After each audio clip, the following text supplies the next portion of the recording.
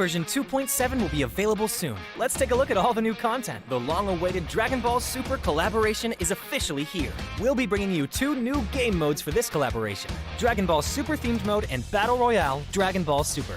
Dragon Ball Super themed mode will be available in Erangel, Livic, and Sanhok. In this mode, we've incorporated Dragon Ball elements into the classic Battle Royale gameplay. All players will embark on a journey to find the Dragon Balls to summon Shenron. Collect the Dragon Balls scattered throughout the map.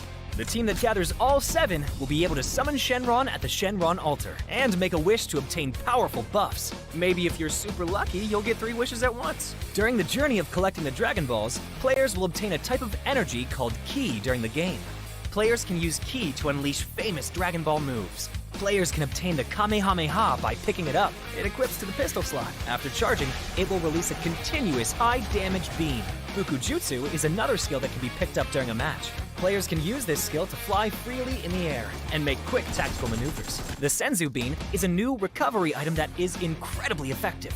The Dragon Radar can display the location of Dragon Balls that haven't already been claimed by other players. It can help you collect the Dragon Balls more quickly. The Air Car can carry up to 3 players. It's easy to put away and has better performance than regular vehicles. Tenkaichi Budokai, Kame House, Korin Tower, Dragon Ball Village. These are some famous landmarks that will appear in the game. Call your friends and explore with them now. The collaboration this time even has a hidden challenge, named Dragon Ball Trial. Win consecutively in the themed mode for a chance to take on the challenge. After accepting the missions, the team has to follow the instructions and gather 7 Dragon Balls. During the process, your team's location will be exposed to other players.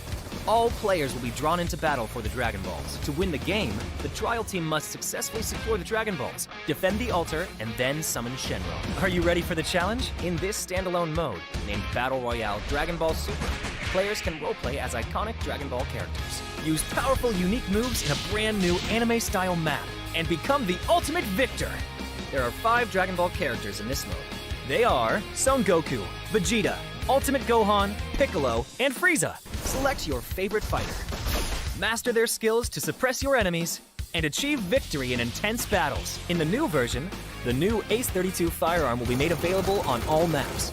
It uses 7.62mm ammo and has 6 attachment slots. What are you waiting for? Go try it out now. Furthermore, this update also includes a firearm attribute tag display. Newer players can go to their backpack to look at the tags of a firearm they've picked up to quickly grasp its characteristics. The new Cycle 5 Season 13 begins on July 18th. Be sure to stay tuned for the new season rewards. That's a wrap for the main new content of the upcoming version. For more information, be sure to follow our official PUBG Mobile community. Winner, winner, chicken dinner. See you next time.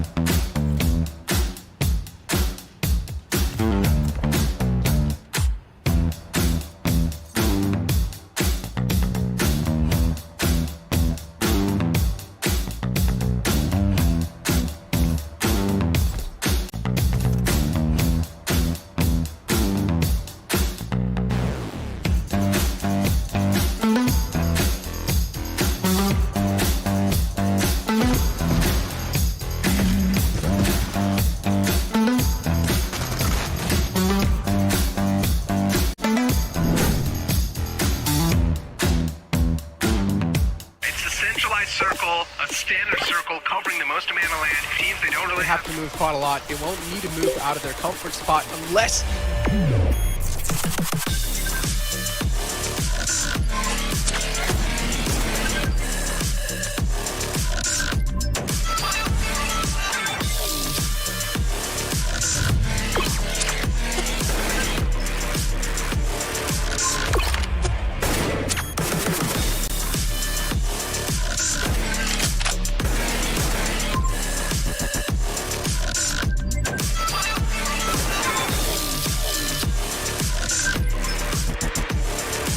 Get ready, South Asia.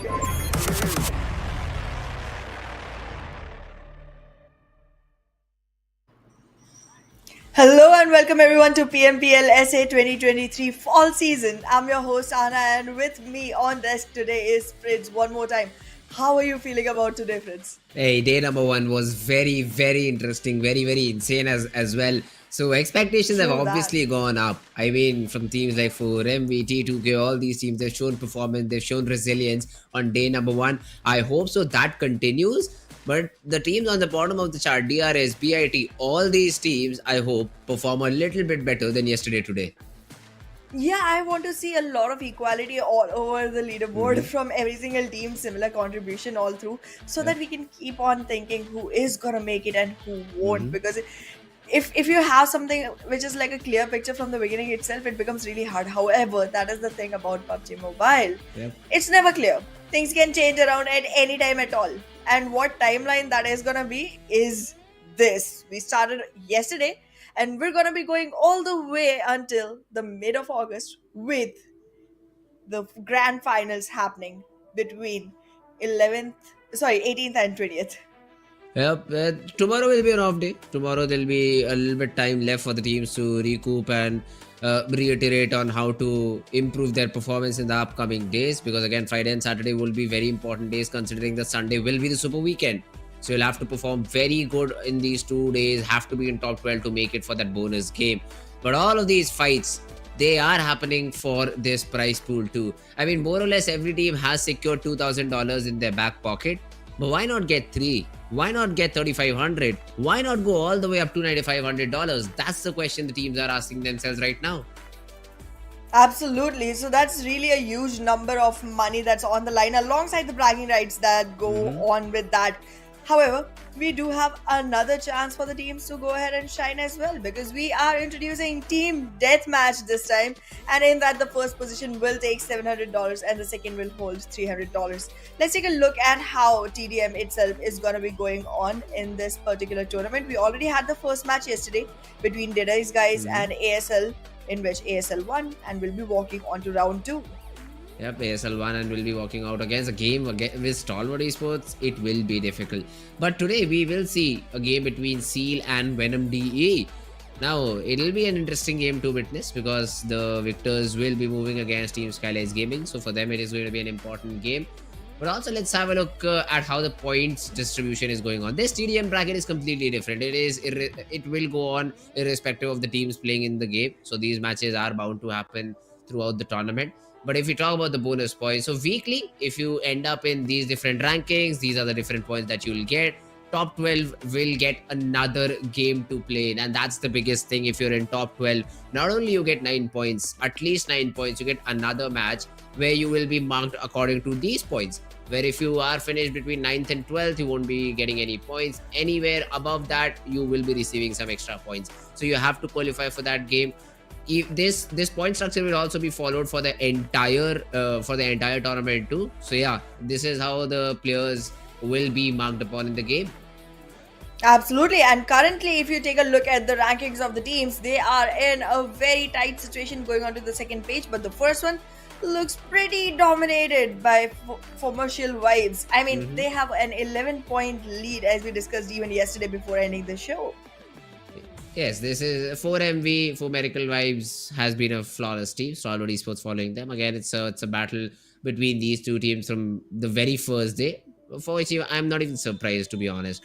But yeah, all these teams, JMEX, Roy Esports, Leo, VO, Illuminate, King of Spades, Seal, Mabetex, Bad Intention, Venom D, DRS, they have to buckle up, they have to get back, especially the teams on the bottom three, because they did not even meet that 10 mark criteria. We could have said for the very low points that you can come back from, all 9-4, 9-4. These are not enough points, I'd say, for a team to achieve to be in the top 12 to play the Super Weekend game. And again, qualifying for the grand finals is going to be difficult. Top 16 is what the cutoff is. So it's better to Yep. get as many points as possible in the very beginning and then try and be consistent throughout. But hey, these three teams, they need to buckle up and maybe play this day number 2 in a very brilliant fashion. Maybe get a chicken or two. Hopefully we'll see that happen today because today is a new day and a new shot for every single team that has not been able to make it yesterday. However, the one team that I'm really keeping my eyes peeled for is gonna be stronger FAKELOVE, because they Okay. did show up pretty well yesterday towards the end of the games. Yes. And I feel like they might be able to carry forward that momentum, at least for today. Oh, okay. Stronger Fakelove is going to be another team to be looked out for. Still sitting on the third position. So they will still have a little bit heavy lifting to do. But that's the thing. 4MV Stalwart Esports, when you face a battle against them, is what when I'll want to see them perform. Because Oh, yes. again, strong STR, they were able to get that one chicken on that final map of Erangel, if I remember correctly. It was a very good chicken indeed. They played it out perfectly, but they were also consistent on some other maps too. Now, it just has been 4 Absolutely. games for all these teams. It will be a little short notice for us to judge on how which team is performing in which way. But yes, after I'd say day number 2, you'll get a fair idea about where these teams stand. You'll have a day's break, and then you'll have to fight for your survival basically for that final day. You will be able to play at least 4 games, but you have to make it to 5 games at any cost on Sunday. Absolutely. But well, let's take a look at what today is gonna look like, because we do have 5 games, and alongside that a TDM as well. The maps today are gonna be slightly shuffled. We'll start off at Miramar, going on to Sanhok, then Miramar again. Arena is gonna be where TDMs are gonna be happening, and then Erangel and Miramar going forward. TDM, again the 4th map of the day. Plus we will see 3 Miramars. So that's again a very exciting thing. 2 Erangels, okay, not even 2. 1 Erangel and 1 Sanhok are the fillers over here. So that's just to make sure that all these groups play the exact same number of maps and exact same number of matches. As the first game would be sat out by E, then D, and then it goes on till the descending order, and the final game would be played by Group A. So it is an interesting map choice today, I'd say. 3 Miramars. Let's see, man, how do these 3 Miramars play out? Because only 1 Sanhok, that is something. Now, this means that on one of these days, we might see 2 Sanhoks. And on one of these days, we might see 3 Erangels. So this is something I'm really excited and looking forward to. And let's see, 3 Miramars for today. A land of DMRs and snipers map. Would love to see some OK 98 action that I saw yesterday. Absolutely, absolutely. We are going to be finding some more snipers coming into the game, because it is definitely turning out to be one of the most crucial points in Miramar.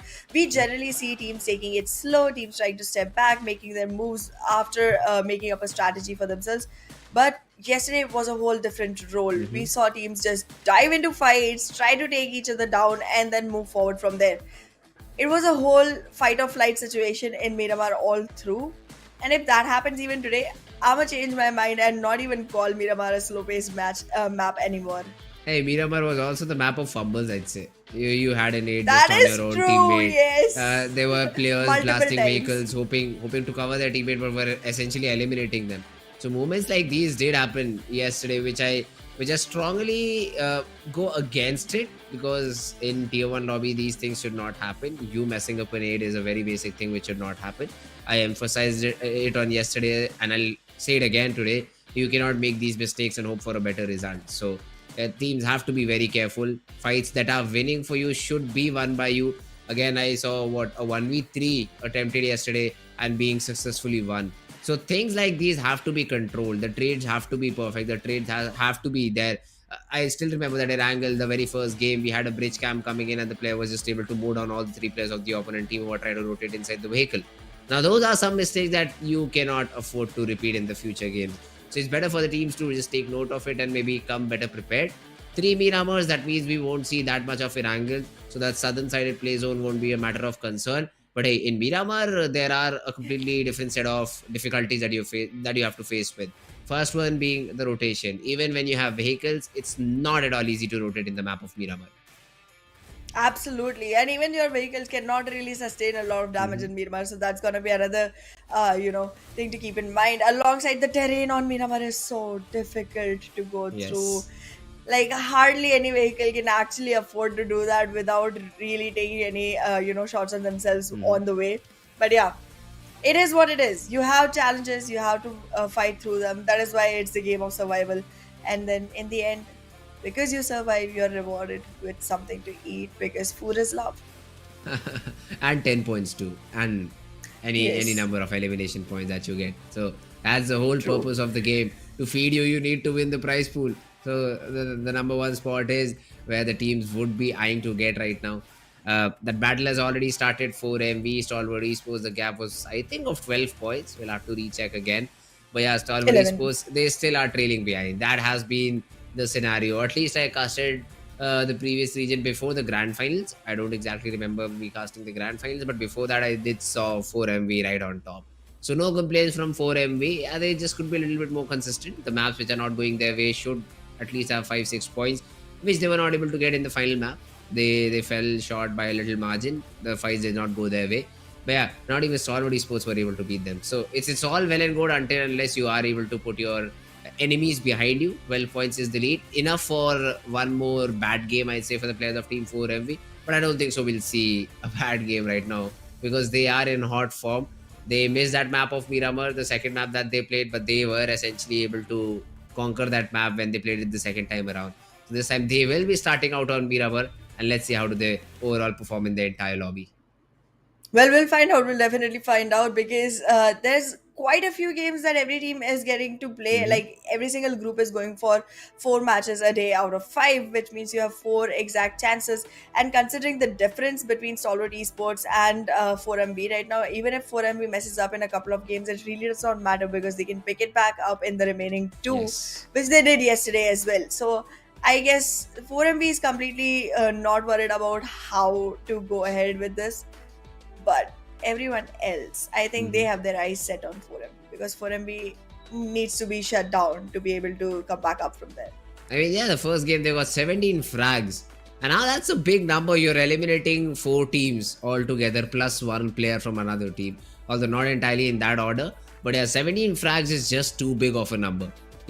A team like 4MV, if they're able to achieve that, basically they're ensuring their next game. You get 27 points from one game, you're Yeah. like, yeah, the next game, even if we do not play, I don't think so we'll have a lot of trouble. And then you come back again in the third game and land a chicken. This time around with, I think, 11 frags were there. But that is a decent enough number. I mean, 21 points once again, 48 points in 3 games. No problem. No problem whatsoever. So all these Easy things peasy. are just being exploited by the players of Team 4MV. There's literally no trouble that they are in right now. Stalwart Esports, if they manage to get one good chicken and then play as consistently as they are, yes, then they will be a threat. But other than that, I do not see any other team, dethroning 4MV right now. Absolutely. However, I do feel like a few teams are trying right now. T2K did great yesterday. I mean, they took a huge leap forward, and then we also saw stronger FAKELOVE try to come back up. I saw consistent performance coming in from the side of NBeSports as well. Okay. So I'm looking out for all of these teams to actually try and fight for the King of the Hill throne on the leaderboard. But yeah, there's also a lot of teams that really need to show up. They haven't even woken up just yet, and it cannot be long before they do.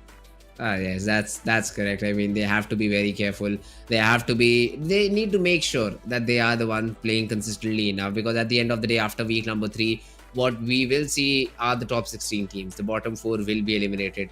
And if we can figure out like 3 teams after just day number 1, and we say that these 3 teams are the ones who just might get eliminated, that's not a good sign. I mean, Venom, Yeah. DRS, these teams, DEADEYES CMF, these teams have to show up. These teams have to perform.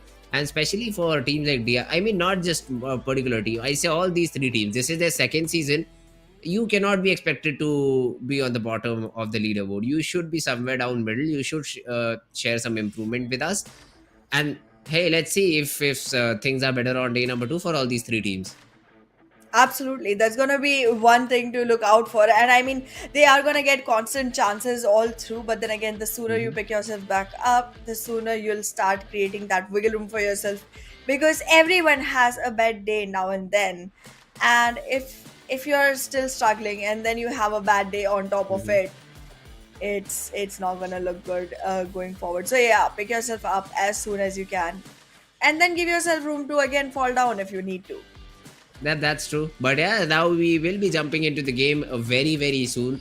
Very first map of Miramar. Excited to see the different teams that will be playing. Also again, 4MB this time around will be playing in the map of Sanhok. So that's again another interesting map that you guys have to be tuned for. But for now, let's jump into this land of DMRs and snipers, as all these players and teams are ready to show what they have got in this very first game. All set, all prepared for this coming game. Let's see how this goes. I feel like the players are already pumped up, and so are we, so should the audience be. All the way from between El Pozo and Montenuevo, our plane path is taking off. And I think the northern region is not gonna be very hard to reach because La Cobreria is one of the places that's gonna be far off, but Crater Fields and everything is gonna be close enough to glide to. Let's see. The plane path this time around is a bit better, I'd say, than yesterday, because it has just penetrated the map in two different sections, and you can really go towards about, let's say, 70% of the city this time. La Cobriara will be out of reach. Campo Militar, Toria Humuda on the northern side. Even Cruz de Valentierra Bronca, but usually we do not see teams going towards those direction. And on the southern side, I'd say majority of these cities can be dropped down. Even I'd say on Puerto Pariso, because you can take that vehicle from the Impala, the southern compound outside Impala. You can just drop there, take a vehicle, go to Puerto Pariso. That's not a problem. Chumasera, Menas de Val, Valle de Mar, they should be easily droppable as well. So majority of these cities will be dropped in by these teams. This might mean we might not see some early action happening, but hey, safer things for the players of Team DE Venom. I do see them dropping in over here, and they have chosen for a safer drop. So that's a good decision made by them. They want to play it out entirely, and let's see how the game goes for all these teams. Well, currently it seems like the circle is going to be favoring the northeast region of the map. We can see a lot of action happening on Campo Militar once the teams start trying to march back into the circle, because it's, even though the region is outside the circle, it's pretty close by to go ahead, collect some great loot, and come back in. That could be multiple teams' plans, but as of now, bad intentions seems to have taken their way all towards the center of the circle. And in the meanwhile, a riot again on the verge of happening between I8 and STR. This time, STR is starting off aggressive itself. Refuse already gets a frag, although they also have lost a player in the form of one. So they'll have to be very careful moving forward. They'll be playerless, plus they have a fight on their hands too. And 900 meters is the number that they have to move to get inside the play zone. Not a lot of time too, man. 90 seconds on the clock.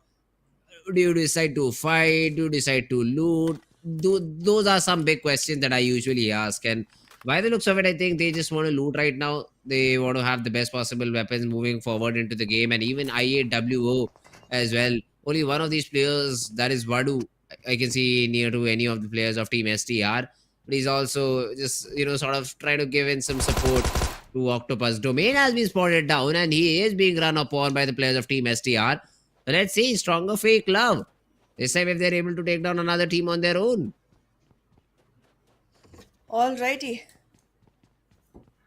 As of now, I8 still very low on HP. Domain is gonna be looking for everything he can, because other than a helmet, he has nothing.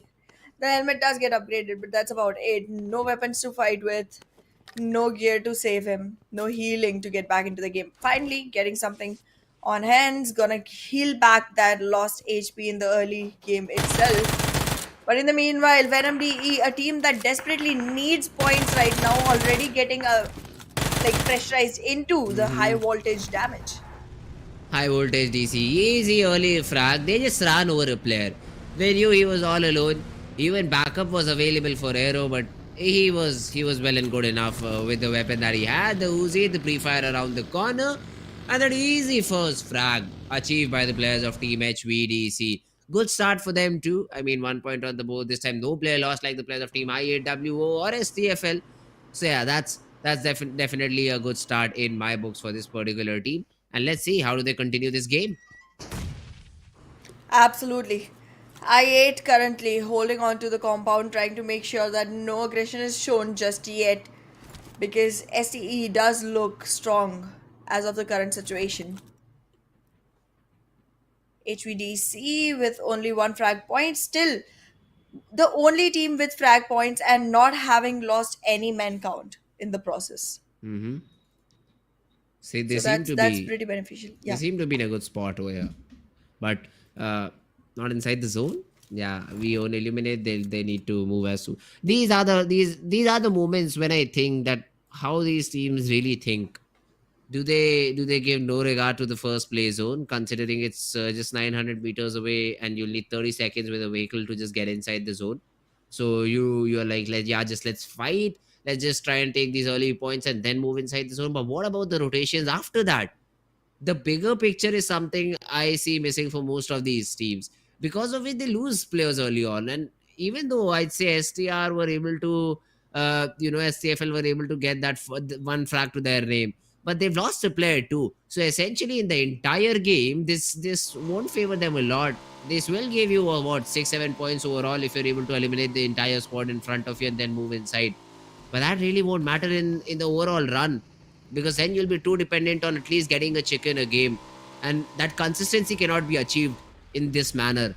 So we'll have to see, man. IAW as well, how do they decide to rotate off from that area, that location? IHC Sports already, I think they've already got good loot and have decided to just rotate away. NBeSports spotted by Godless, a few shots being thrown in, the damage has been dealt, but no frag to their avail. Well, as of now, it seems like Bad Intentions has a really great positioning on the map. Will be soon aggressing into a fight with T2K, and that's gonna be one fight to win because that's literally the center of the circle as of now. However, going back on to STR, not letting I8 survive at all whatsoever. There was a lot of pause that came in this fight. There was a Cold War zone where nobody was aggressing any further, but now I8 completely losing it. Just one last player surviving, no one to the rescue, no one to the support, and solo domain trying to dominate and failing so far. I mean, they cannot do much about the situation now. He is just running inside the city, hoping to find a vehicle and escape from here. That's the idea, I think, from Domain. Finds some loot in the process. I think that was 556 ammo for his M4. His secondary weapon being a shotgun surprises me a little bit. But then again, weird things have happened with the S12Ks and the DBSs. So cannot blame him really for the weapon of choice he has. He will still try to have any sort of loot that he can. And this being a big city, STRFL probably wouldn't chase him down. And he knows that fact, which he just now is trying to abuse. So he will survive. He will let the blue just take a little bit of damage onto him. He does not have a lot of medicines. I wonder if he has bandages or not to just counter away the damage that the zone will throw onto him. But other than that, how I8, they are now just playing for position points, nothing else. That's true. Position points are going to be the only savior that I8 can actually look for right now, considering there's no firepower and no manpower to actually support the firepower that exists. Ratting it out is going to be the only optimal situation for this team going forward. However, if they are able to survive, I still don't think gaining points is going to be something that they're going to be able to do because so far, all 16 teams are on board. Nobody is completely taken off. And you have to be acquiring at least the 8th rank to get any placement points at all whatsoever, which is going to be slightly tough considering the kind of aggression we see on Miramar in this particular region in SA. It's pretty hard to go through with that.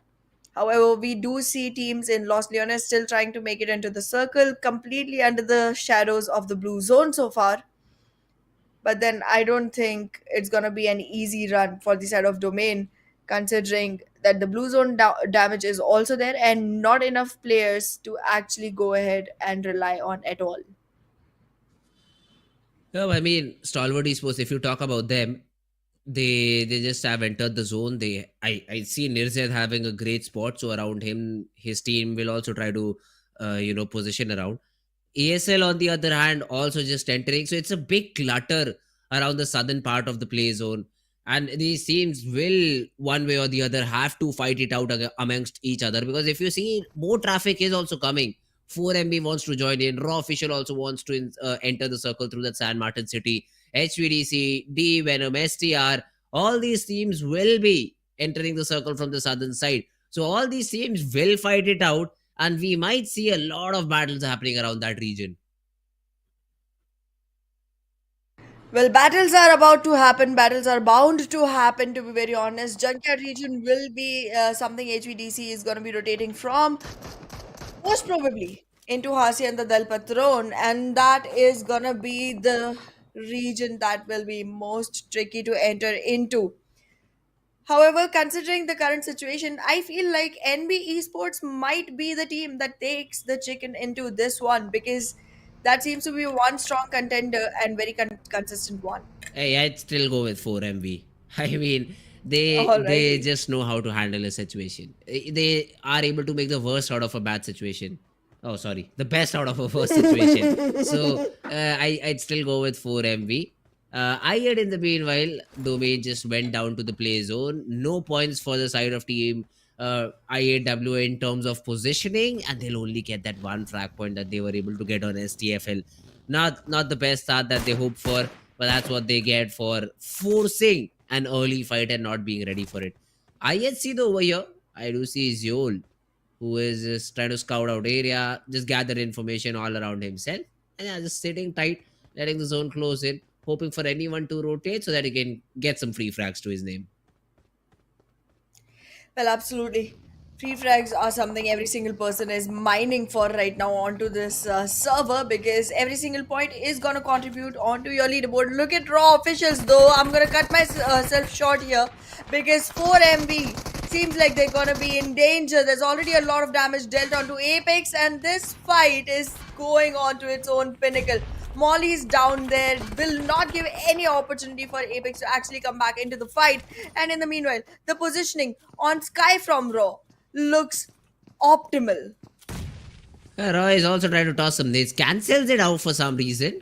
Had a very cheeky angle there, and for some reason just throws it outside the compound near the vehicle. 4FB, they are trying to find that opening, and there we go, they've got Nice. it. The nade though will connect, but the trades are here. Raw, they've lost two, and Jiggle and Prabeen are the last two players standing. I don't think so. They are anywhere near to provide any sort of support. So even though Apex got taken down, the revival will come in, and 4MV will reward themselves with these two different points.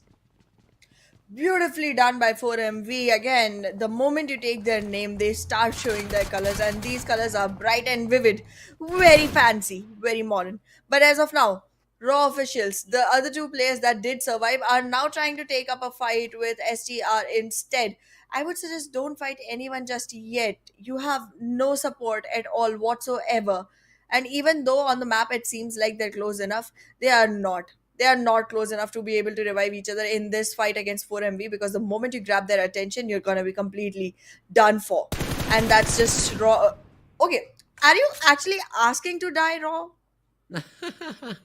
I mean, Jiggle has already given away his location. I mean, yes, you were in a good spot. Doc was very careless considering he was completely out in the open try to just cross a road over there. And Jiggle should have punished it. He should have been able to get that knock and then the essential frag too. But yeah, that's not the case for now. And him just giving away their location, 4MV will be a little bit more cautious about rotating around this region, or maybe just even try to run down the remaining two players of Team Raw. Jiggle spotted down, shot upon by Apex. A lot of damage has been dealt, and look what Doc is doing. He just wants to slam. Oh, no, never mind. He just goes back. I thought he just wanted to slam over there. But meanwhile, HVDC, they didn't find one frag while they were trying to rotate. And now they will make the tally of two. So far, HVDC is looking good. ASL is going to be under trouble.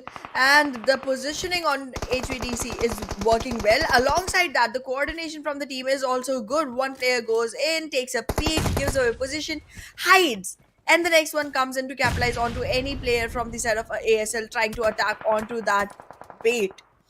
However, HVDC has to be careful of the zone as well. The zone is moving in, and slowly and steadily, one after the other, they both are losing players. The only person from the side of HVDC that is still inside the circle is knocked already. Needs a revival. However, ASL won't have an easy time entering either. Chari is gonna be onto a good strat here. Might be able to find that kill. Was having a shotgun in hand, just did not choose to fire at all for some reason. Ryuk, he has been able to save his team for now. Although Aero and Rogue could not be because those frags have just been confirmed. But at least he's able to bring back Sanchir into action. They will heal up, and well, they will try once again to fight against the players of Team ASL who are battling with the blue too. So yeah, Sleepy, he gets that first aid popped in, even fires back, shoots back Sancheer, and HVDC, it's only Ryuk surviving. He knows that these players have to come inside against the blue zone. Gangsta spotted down, being sprayed, very little HP left to work with. But Sleepy, he's also popping that first aid. ASL, they could be out and about because of the play zone if HVDC played out right. The nade is coming in, and that might just call the end of HVDC. Does it land? No, it doesn't. Will Ryuk be able to land his shots? Because it's one way to get this one done with. You don't have enough meds to actually keep on healing yourself. You gotta start moving towards the circle as well. So just go in and get done with it. HVDC takes up the vehicle, tries to run away because this is one fight better evaded than invested in.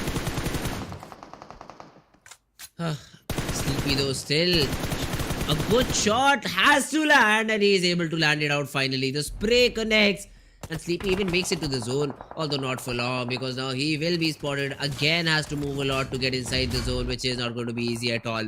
Turula, for some reason, he takes a lot of damage onto himself while trying to escape with that buggy, prioritizing a vehicle over himself. Now that could have gone wrong only if XMPL was only if Turula was to be taken down, but he stopped, shoots back, and takes Dante down in the process. Team T2K looking good so far. They do have all fours on board, but bad intentions. No room for survival for this team.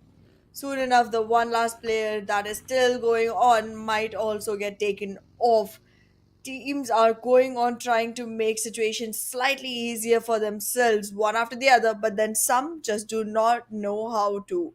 So far, just being stuck into this situation. Water Yeah. treatment, a slightly west of water treatment circle is what we're seeing right now. And in the situation, I feel like I'm gonna stick with NBeSports. We'll find out, Fritz, if you make it through or if it is me. Because Yeah. 4MV is still not inside the circle just yet. Yeah, I really do not care because I know they'll find a way. But wait a True second, that. Apex has just been taken down as soon as I say about that. And NB Sports are the one pinning them down. So it is not looking good at all for the players of Team 4MV now.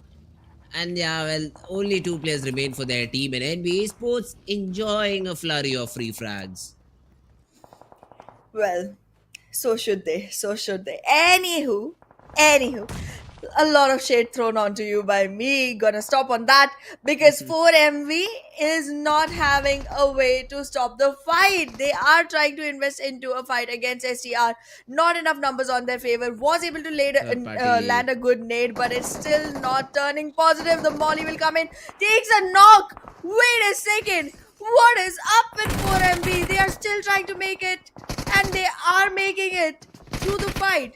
Stronger fake love. Can you fight this off? Baron is caught off guard, but he does not deny it just yet. The cover fire is immaculate from behind from Doc. Baron, he wants to pop that first hit so badly that he finally goes for it. Comes around it. The nade is good. The flash is good. But the pre-fire is even better. The trade happens. But Senor, can he really come out? Will he not be taken down? No. Doc misses his opportunity and now cannot even go for the revival. So Baron, the play he wanted so desperately to make will essentially fail out. And STR, even though they lose another player, at least they will be able to gobble up another frag. They do. 5 frags onto their names already with 2 men lost. I mean, 5 to 1 is a good ratio, but 5 to 2, I'm not so sure about. In the meanwhile, already T2K players getting attacked by Stalwart Esports. However, they seem to be on the upper edge of the fight because Stalwart Esports, even after being on the height advantage, aren't able to capitalize onto the fight as much as you would expect them to. But Tops, if he gets revived, things will get hard. But he doesn't. He gets naded instead. And now it's a 2v4. 2 people for Stalwart Esports every single time. That's all they run with. Oh, Action and IC. Better to fall back, but I don't think so. They even have a vehicle. Plus T2K. I mean, if you look at this MPL, he is just trying to create a different angle. XMPL, just making sure that Stalwart Esports they never get time enough to reset. Action just sits inside the bus, just wants to have some information. Whereas I see he was trying to trace down XMPL, but Nirjal is the one who takes him down. He was not involved in a battle for a very long period of time, but as soon as he shows face, T2K, they lose a player. Now it has become a 3v3 situation. T2K not looking so good anymore. The tables have turned. The moment has come, and this moment is gonna be in the favor of Stalwart Esports. But wait a second. SKYLIGHTZ Gaming just coming in as a third party, gobbling up all the pieces of the cake for themselves. Mondo gets another one to his name. JMEX. Gyalzen was trying to run up the hill, but he's not able to do it. Mondo stands in his way, although there's a trade from nobody. He is left with very little HP, so it's not going to be easy at all. But then Snipe comes in with a cover fire. Nobody's still being peppered. And if it's not NBeSports, it's IHC who come in with a third party. And now he's all out in the open. The last remaining player of JMEX will also be taken care of. That's another squad elimination. NBeSports, they lose a player, but I think they'll at least be able to bring back Kyogen into action. Well, so far it seems like 4MV is already about to give up. There was just one single player surviving, and he too has been picked onto. Doc won't be able to make it through because Fistboy has his punches ready to blow.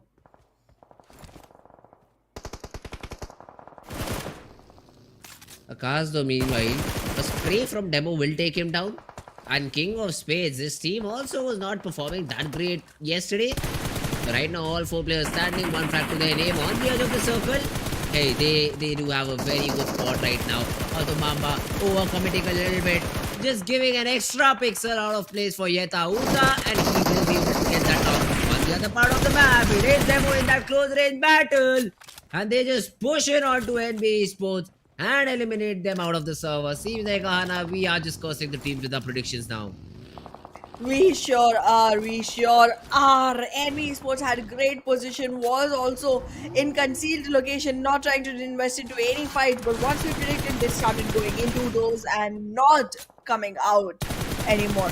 However, King of Spades just going very aggressive. I feel like this team has somehow understood that survival is not going to be very easy, so they're trying to reach a point where they can get survival points at least, and then investing into all the fights that will come their way, which is, in my advice, not the best choice.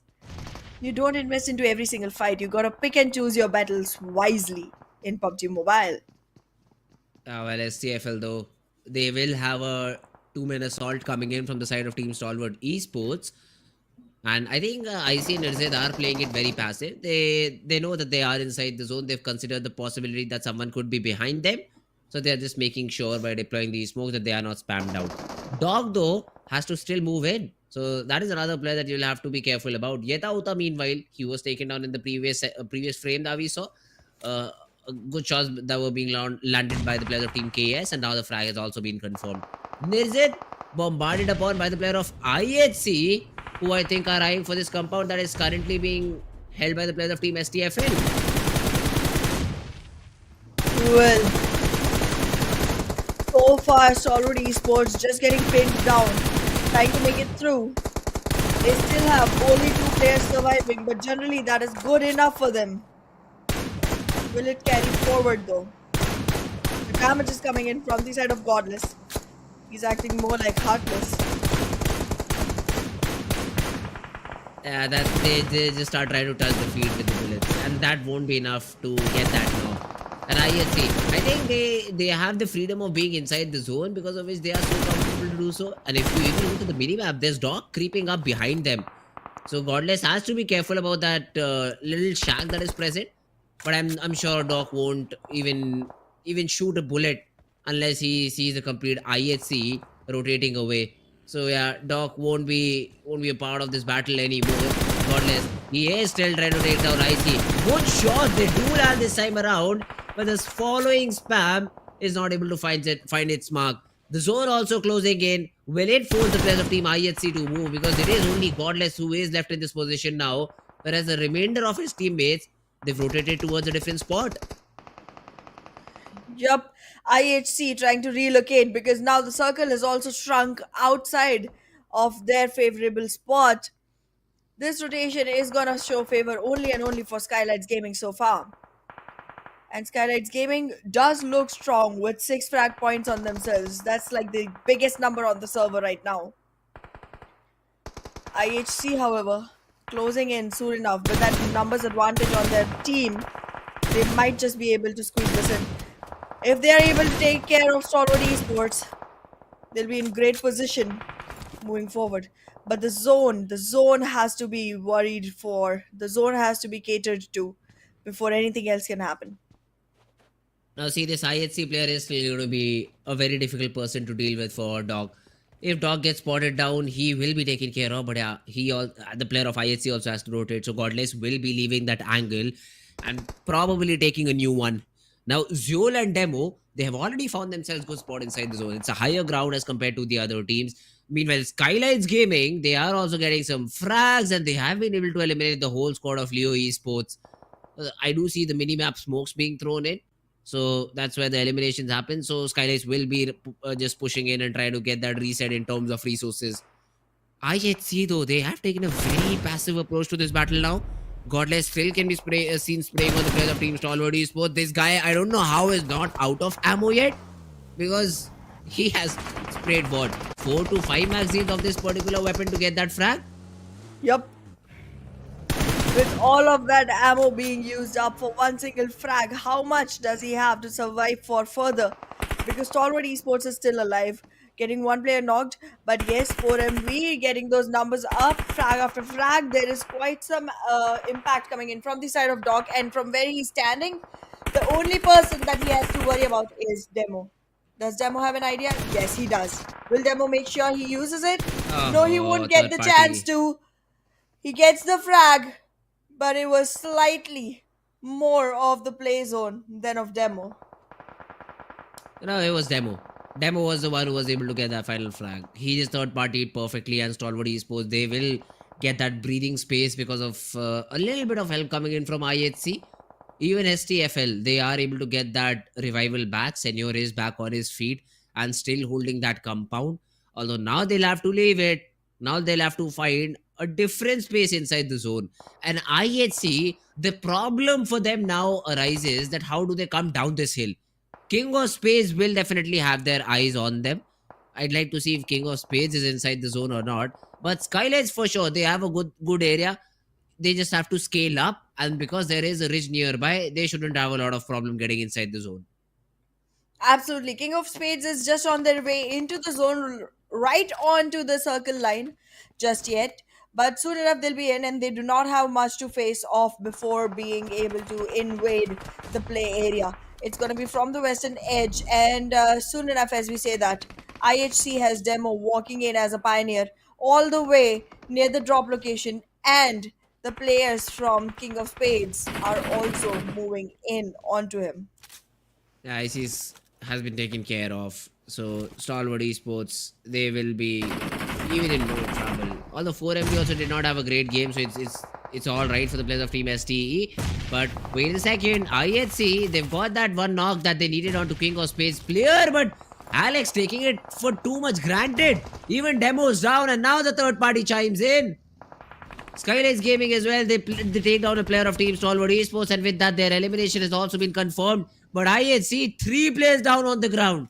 It is only Zeol that represents the entire squad. No revivals can be achieved, and Deathstorm, he is just gobbling up those points in front of him.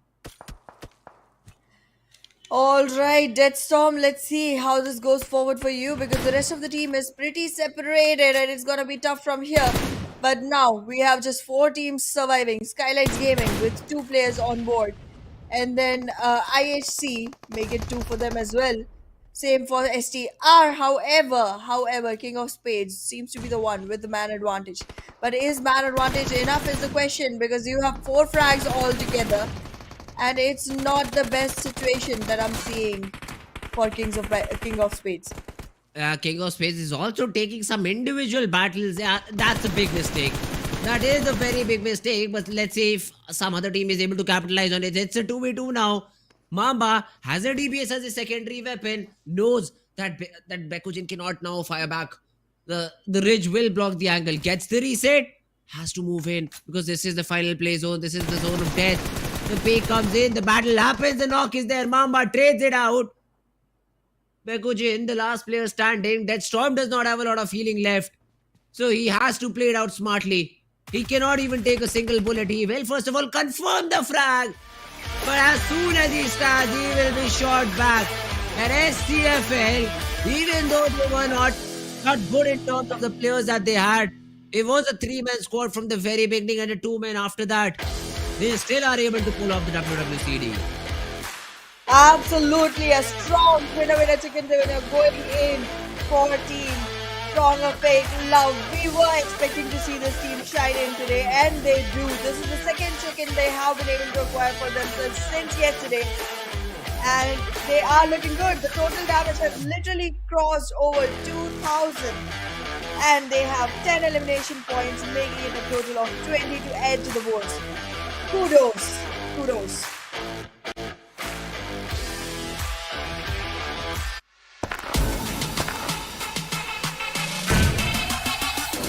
Make it clap.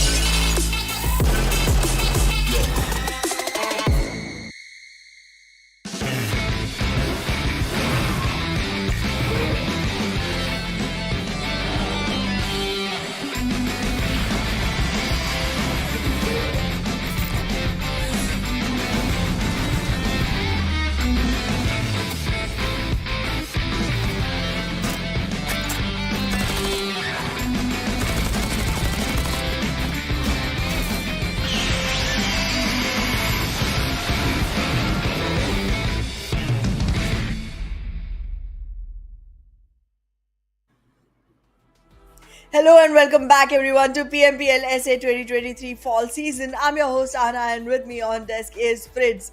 The first match did go pretty well. Our predictions both failed, but in the beginning of the day itself, we were talking about Stronger FAKELOVE, and they seem to be the one taking this one home.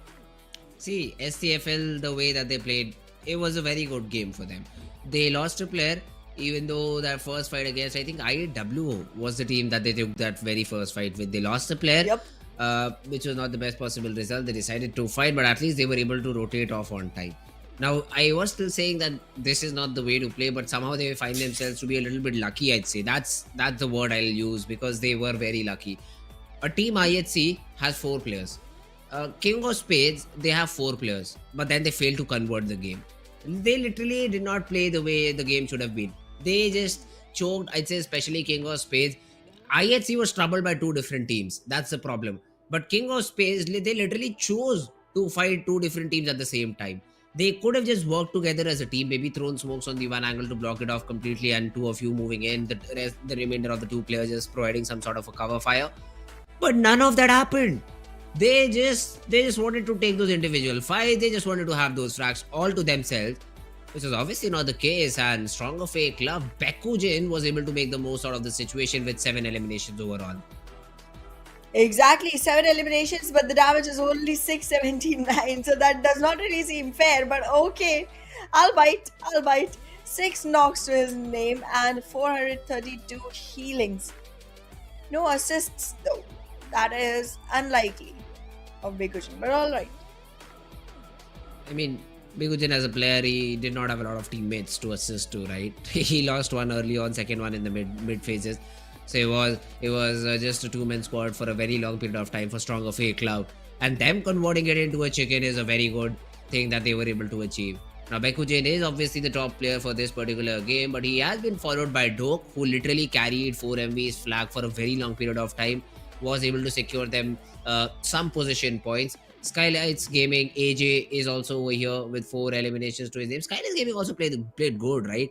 8 frags overall between AJ and No Fear. Probably 1 or 2 more between the teammates. A 10 frag game, not at all bad for the players of Team SKYLIGHTZ. Absolutely. Demo also showing up there with IHC's banner onto him. This dude, the kind of dedication, commitment we saw from him today in trying to take that one single frag down.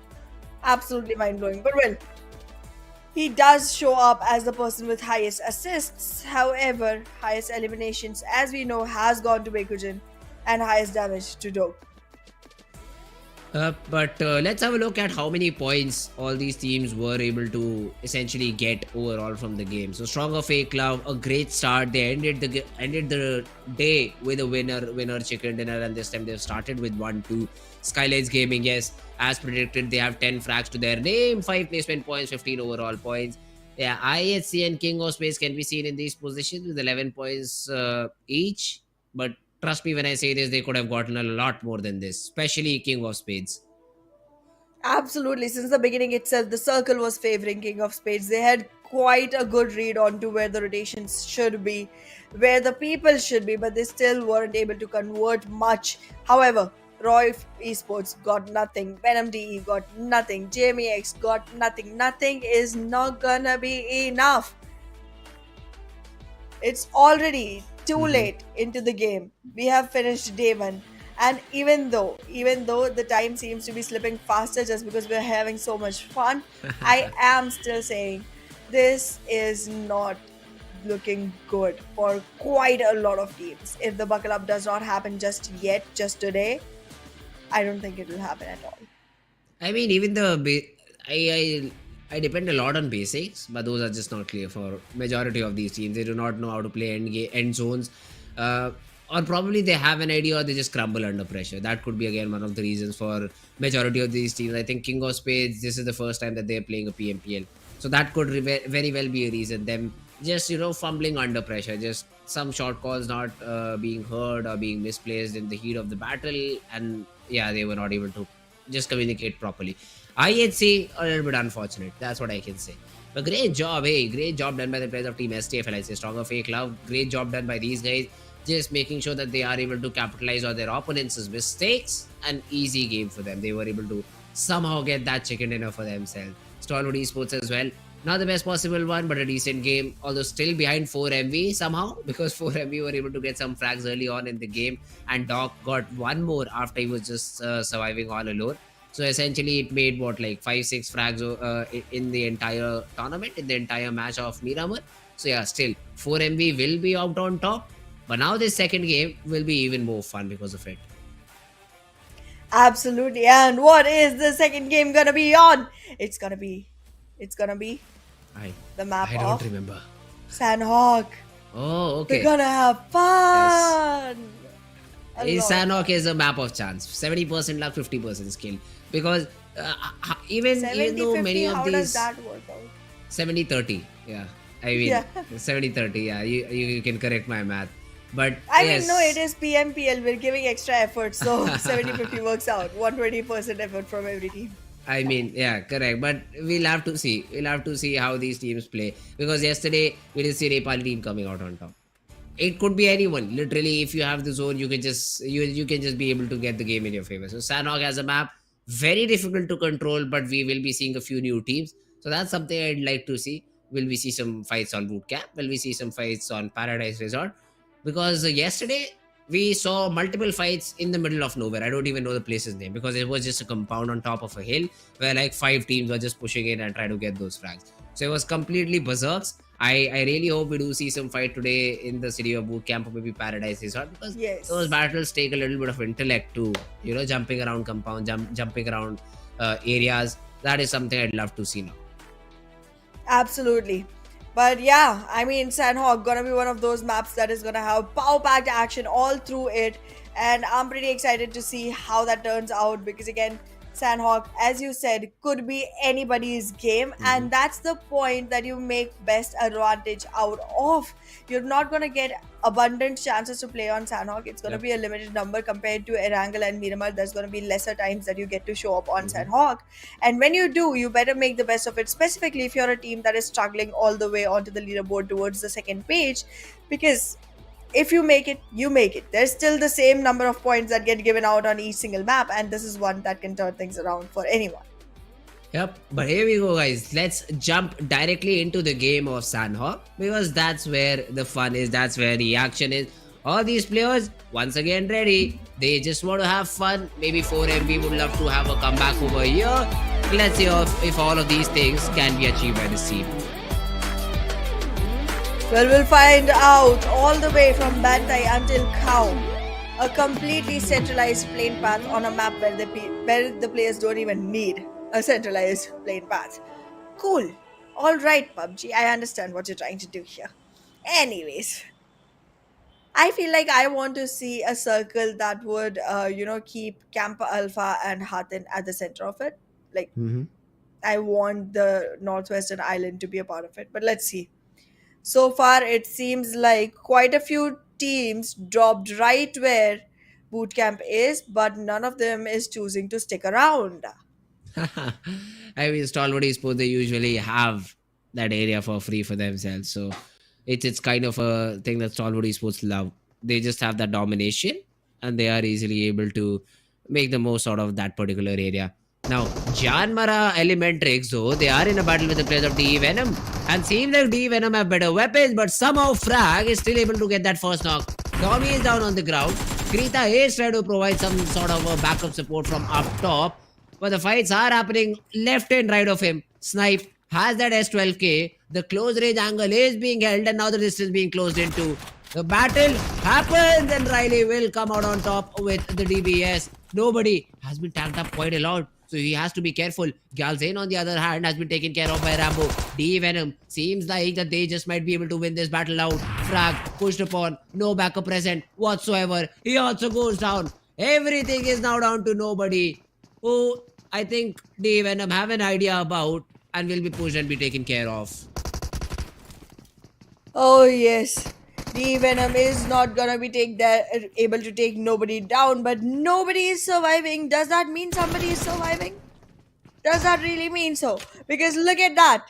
He just gets taken down and makes JMEX the last team on the ranking, the first team to get taken completely out of the map. There was weaponry advantage, yes, in the beginning itself for the Venom. They seemed like they could take control, but once Riley was knocked, it was supposed to be JMEX that makes capitalization, but they could not convert.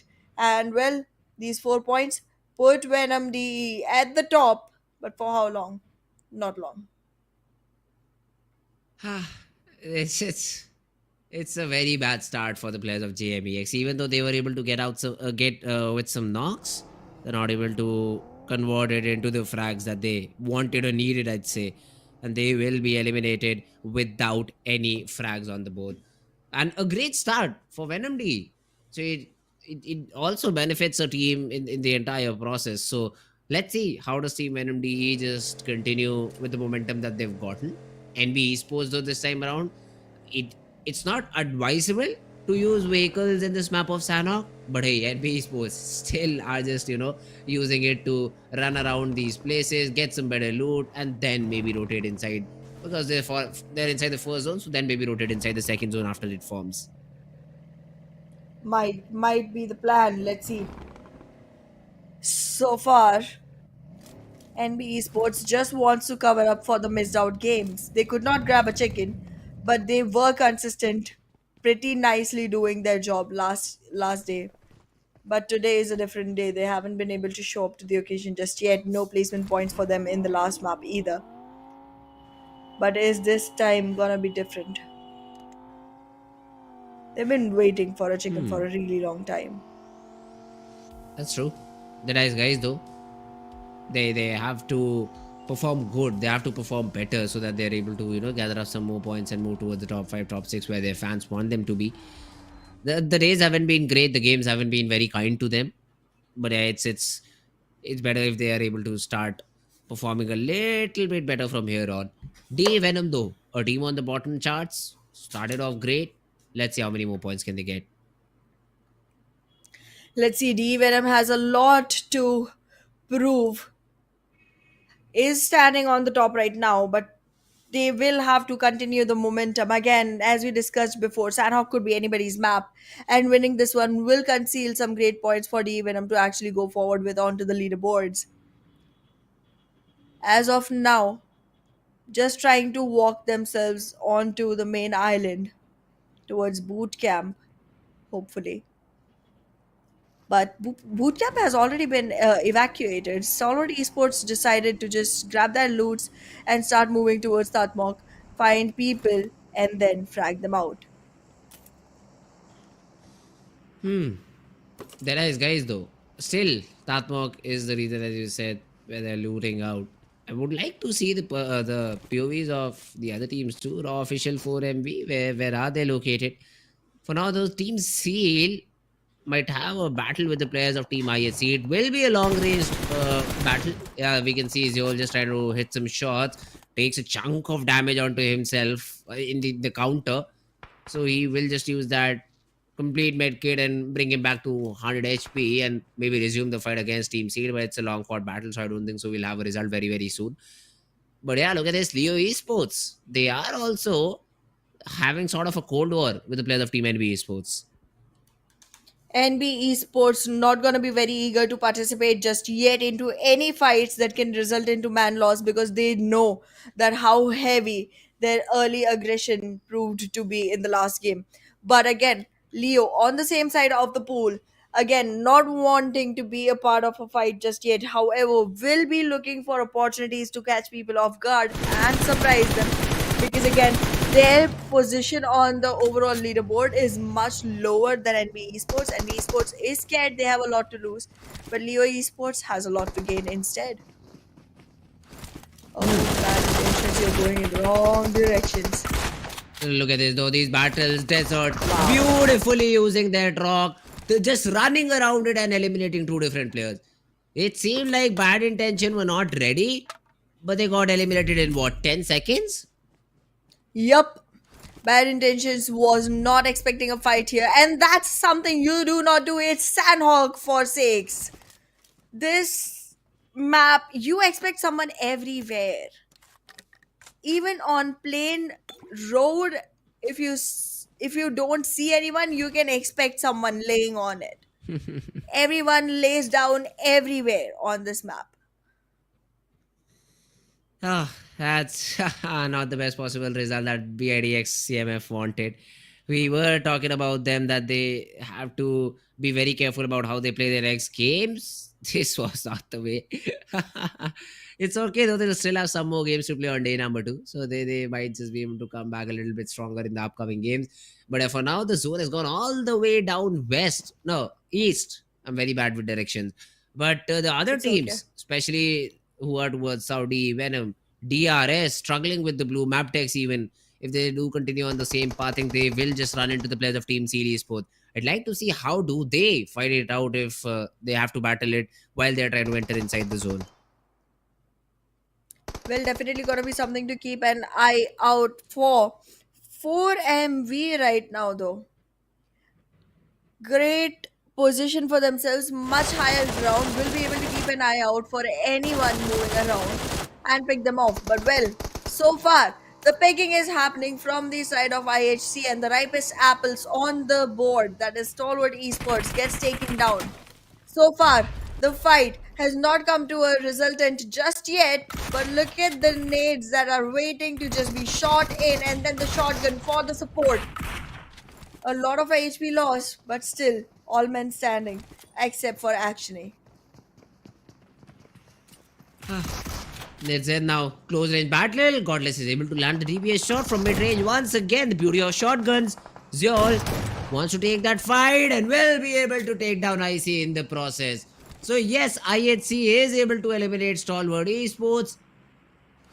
But Alex and Demo cannot be a part of this fight because Seal from the third party angle, from a different angle, have been able to take down for now 2 players, but they look to eliminate the entire squad of IHC. Absolutely, and the nade just landed so well. The revival has still happened, but the damage is humongous, and the molly coming in between of the IHC players makes it hard for them to group up. However, the crossfire is set up well enough. Will be able to take Godless down, does not get any retaliation in reverse, and there it is. IHC leaving the lobby on the 13th rank, leaving the position into the hands of Seal.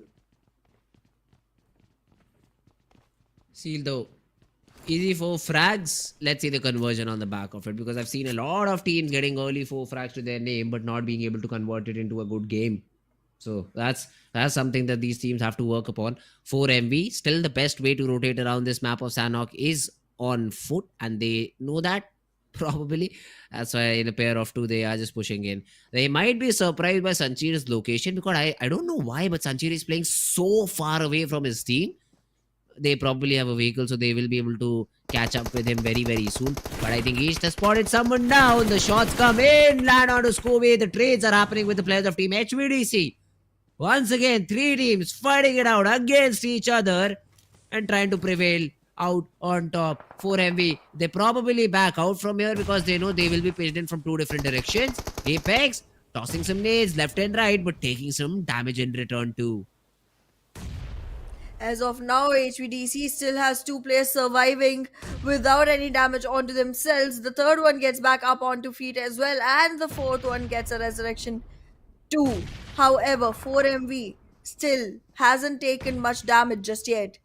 Trying to deal this off, trying to sign a contract with the devil, making sure that HVDC does not make it through. The positioning that HVDC has acquired is going to be one that is prime for the side of 4MV themselves, and they wouldn't want to compromise it. However, got to be very, very careful about Seal approaching from the backside, because that's another team that might be a thorn in the way. Yes, Baron though. Oh, great turn and great damage onto Ryuk. Ryuk is not picking anyway after this particular engagement. NBeSports also throwing in some shots, just letting the players of 4MV know that they are stuck between a rock and a hard place now. They have three different teams around them. Surviving against each one of them is not going to be easy at all, and they are just being forced to use these medicines.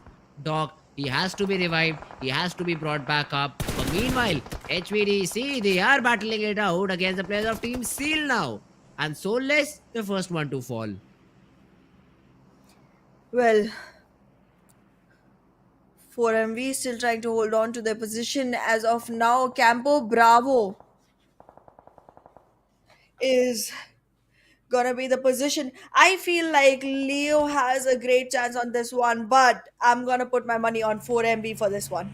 Hey, I signed me up for 4MV as well. Because I think 4MV, they were not able to get the previous game, and usually when they do not, they just chicken in the next game forward. Mabetex though this time around. Look at this, shots waved.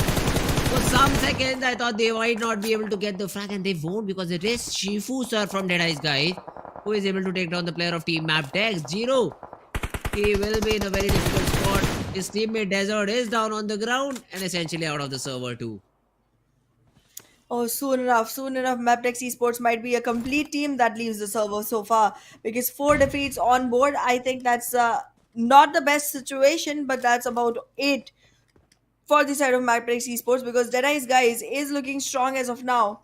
And not only that, there's another team approaching Mabetex Esports soon enough, trying to engage into a battle, trying to revive a fallen comrade, and that's gonna be STR. We know how STR is performing these days. We cannot count them out at all. This double pressure coming onto Mabetex Esports will make it hard for them to survive. Volley though has a nade onto hands, switches back onto his UMP, tries to invest into a fight with Bekujin, but does not get a spot at all.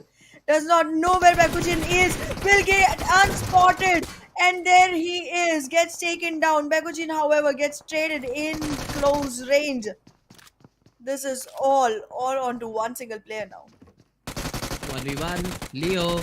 He is trying to throw in some pre-fire around the corner, and finally will even be able to land that headshot.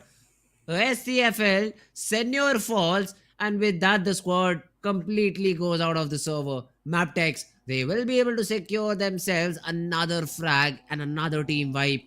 Do they have enough time to get that revival onto Zero is my question though. Now 4MV in a difficult spot. He's down on the ground, but HVDC, yeah, well, they're out of the server, because a great nade just lands inside the compound that they were hiding, and the frags just go the way of 4MV. Mabetex, as I was talking about, now being pushed by the players of Team DEADEYES, guys. But Shifu, a little bit too complacent about the angle he had. Wanted to rush in volley with a judge, but now the nades being exchanged, clear. Pretty lefty amount of damage, but Wally's nade will make sure that Shifu sir cannot be brought back into the game. Well, Wally is trying real hard, but there's gonna be Counter nades coming in from the side of Slayer Sir, which are gonna land pretty well. Leo OP already on the streets, into the ground. Slayer Sir, however, does not have much support going in. Look at Sussex. He is trying to go from behind, find a spot onto Wally, keep him worried, keep him No, lured, no HP. and capitalize on the situation. Slayer's down. Slayer cannot pop that first hit back in time, and Sussex has also been taken care of. An unfortunate end. Unfortunate end for the players of Team DEADEYES. They wanted to go for a third party. Well, you should have. But from inside the zone. There's no sense in running outside the zone when you know these Sanhok zones damage a lot and they move out of range very fast. As soon as you see an big exchange, you know that you cannot push in the player if you're not confident enough. And that's when you cancel it out. That's when you run back. But they did not cancel that particular battle out and now have been cancelled out of the server. Only one player remains. 4MV though. East cannot expect the flank from Domain. He will be shot in the back and IAWO will be moving forward with another team elimination. 4MV leaving the server for now. NBeSports, DEMAB, Mabetex, DEADEYES. Guys, these teams are not gonna be looking good. I8 as well on the verge to lose a couple more players. Tries to smoke things off, tries to make an opening. But look at DE Venom from the long range covering the fight and making sure that no smoke is able to create mirrors for them. DE Venom just spraying out the players of IAWO. They will be able to secure some of the frags. Domain goes down. Another point added for DE Venom. That's a great start. That's not just a great start. Great late rounds as well. They are able to get themselves inside the zone. I cannot see any team near to them. So that essentially makes that there are no more threats present over here that will harm the players of DE Venom. So they find themselves in a good spot. Let's see if they're able to convert this game. Mabetex is one of those teams who have got 10 frags to their name. But only one of their guys remain. So that will be a big problem. NBeSports, meanwhile, they take exit 2. No eliminations to their name. Were trying to climb up a hill. But Raw Official was just standing. Was just holding for any sorts of pushes, for any sorts of late rotation. And are able to punish the last player of NBeSports. Look at Seal and DRS both holding on to the main compartment in Camp Bravo, which is what the circle is favoring as well. These teams are going to have a feast once the circle starts moving in, and it does. A lot of damage is going to be dealt. There's a high damage onto this circle, and 5 teams still survive onto the northern side of the play zone. These teams might start getting crumbled soon enough. Mabetex Esports, only one single player on their side, Wally, who himself is trying to take a huge long rotation and is unaware of the fact that DE Venom is coming in from the south. Leo Esports, they will get the revival. For one frag, they had to do so much. 2 of the players got knocked out, but at least they'll get a point for that. Now, Seal Esports, because for a very long period of time, they were holding this Camp Bravo area. They will be in a good spot, and even DRS comes in with the third party. Kirito cooks a nade, can throw it onto the player of Sky, but yeah, he'll escape. Although Kirito's nade will be able to find one of the frags. Solesi has already been taken care of. Scooby gets another knock on to Malik, and the Molly will, I think, burn him out. No, never mind. It's not good enough. Kirito now with the DPS wants to take that close range battle. The frags are being secured one by one, and Seal, they're happy that the side of Team Raw officials decided to push in. As of now, Raw officials just trying to move back in, but the positioning that they're trying to contest might just not be the best one. Not for a solo survivor, because I don't think there's any way for Jiggle to be revived anymore. Sky is the one last man standing, and he has to convert into a dead body soon enough, because there it is. The officials gets taken down. So will Mabetex Esports. However, the most interesting fight on the lobby right now is going to be the one between Seal and DRS, in which Leo might be able to create quite a lot of capitalization for themselves. See, Leo are in a very open spot right now. They want to invade this particular Camp Bravo, and they have that third angle with Yetauta plus a player advantage. So Seal will be in trouble. Let's see if they're able to defend this time around. DE Venom though, on the other hand, they are fighting it out against the players of Team DRS. They've lost one, although Gante will essentially be traded out. The nade from Scooby lands onto Liquid. That's a knock that Leo were not expecting to have, and Liquid will be burnt out instantly too. Scooby with a follow-up Molly makes it a 3v3. Alrighty. In this situation, 5 last teams surviving. Will Seal be able to make it through is going to be the question. Leo, still in front of them, still trying to make things hard. It's not looking good for either of the teams, but considering that the compound advantage is going to lie with Seal, they might just have the upper hand onto this fight. However, in close proximity, DRS taking damage from the side of Venom DE, losing one, losing the other. It has become a 4v2. DRS players are getting picked off as if they were nothing but autumn leaves falling one after the other. Another nade mishap between the players of Team DRS, and that's their elimination, I suppose. Domi with the domination. Venom DE, they survive. They survive to see another day. Now there's a molly for Yeta Uta. He will just toss it out and connects. Surprisingly connects onto both the players. And even though Domi escapes, but one of the players has been taken out of the server. Oh no. This Cold War is getting harder and harder to anticipate from. 5 teams survive, 3 to the eastern edge. Seal still concealed towards the west. Center location held by DRS, but DRS does not have numbers on them. Leo and Venom DE into the fight. Venom DE making sure that the advantage of height is in the favor. Tries to get into the last fight, makes it clean sweep, and is able to go ahead and revive the fallen comrade as well. Leo Esports gets taken down, and Venom DE survives for another day. SKYLIGHTZ Esports, they have the majority percentage in terms of getting the chicken dinner for themselves, and why not? They have all their 3 players standing. DRS, for the second I thought they were having a good game, but after that nade mishap, now they're in trouble. And Venom, they will just want to Kirito itself. They do not even see the other player. The trades do not happen properly. And Seal are now in a 1v3. They just need to hunt this last player down, Rules OG. And even though, yes, DE Venom had a great game, ended third. DRS had a good game, ended second. But at least DE Venom had good number of frags, Zahana. So that they will be securing good points. But DRS, I don't think so more than 3 or 4 frags. That's what they have. Not even 3 or 4, it's just 1.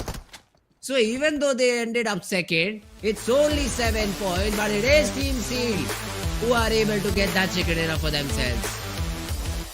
Absolutely beautifully done from the side of Team Seal. They were able to keep their holds, and they were able to keep a great game going forward, rolling through the whole map of Sanhok.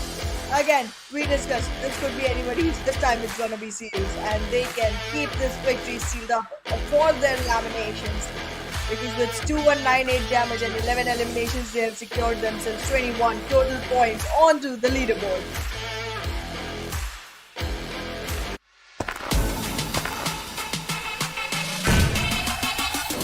Make it clap.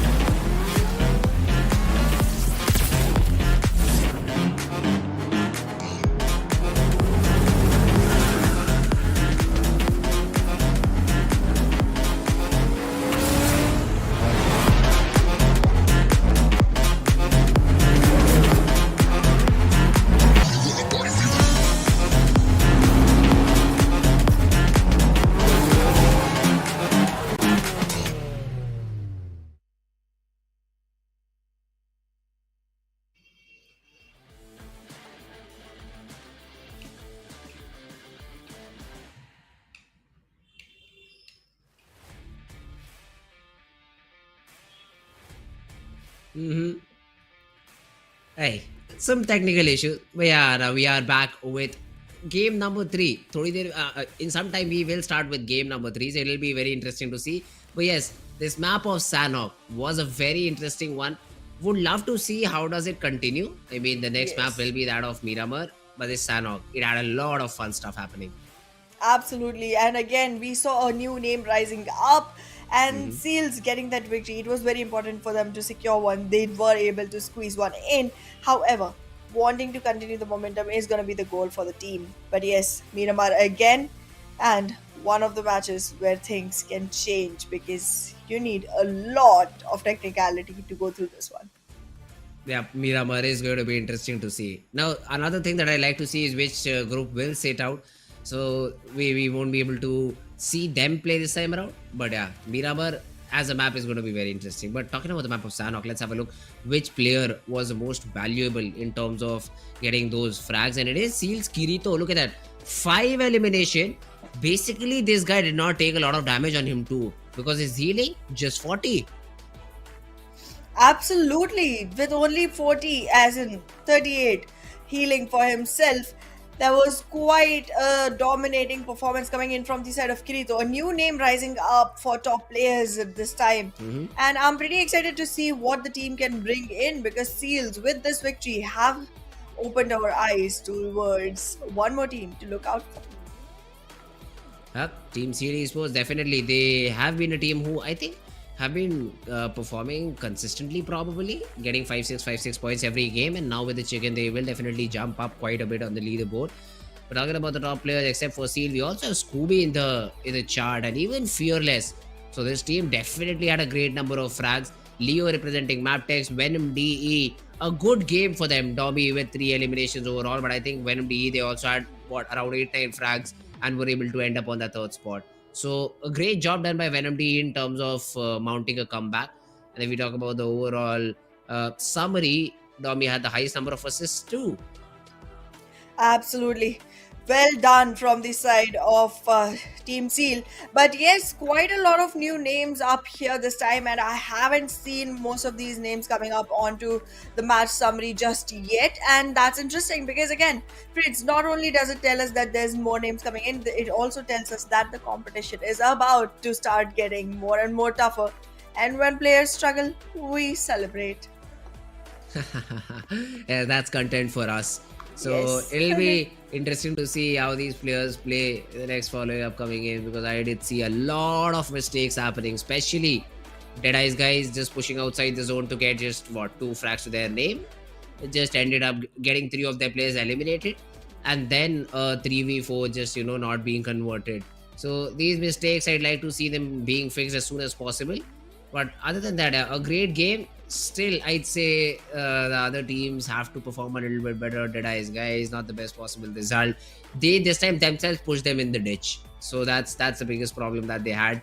But other than that, I'd say Seal. Yeah, great game, 21 points. Venom D, look at this, 16 points. And even though they ended 3rd, they still are very much on the 2nd position in the leaderboard. That's true, but look at DRS. Even after ending 2nd, they go all the way to 5th rank, and with what points? Just 7? That's not justifiable. We know DRS hasn't been doing good. After that, they somehow managed to get some placement points, and still nothing to get them out of the hole that they've dug for themselves. This is not looking good. DRS needs to have their elimination points on point. They need to have their placement points on point. They need to have points on their points table. Plus, even if you look at this stronger FAKELOVE, a hit and miss of a situation. Like, you get a chicken yesterday, you start the day with a chicken, we have higher hopes from you, maybe a top 3 finish every other game, but you end up with 0 points. So these are some things that the teams have to control. Consistency is the key over here. You need to be consistent with the games. Yes, maybe stronger as FAKELOVE. This was a bad game, but let's see if the next map of Miramar is again another position where you shine or not. Because if this continues, a team getting a chicken and then falling like completely flat, this will hurt them in the longer run.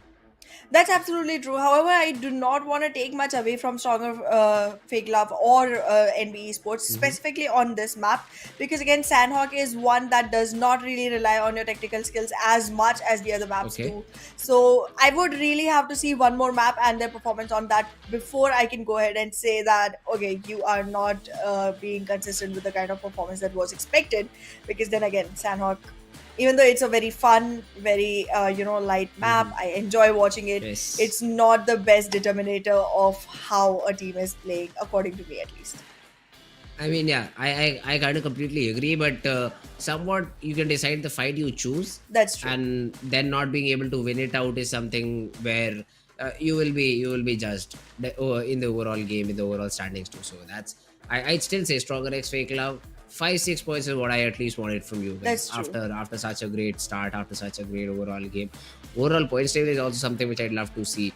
I think we'll see that after game number 3, but they will make a jump for sure because they were third yesterday, if I remember correctly. Them getting another chicken, 4MV not performing, Stalwart not performing, they really might be touching that first spot overall.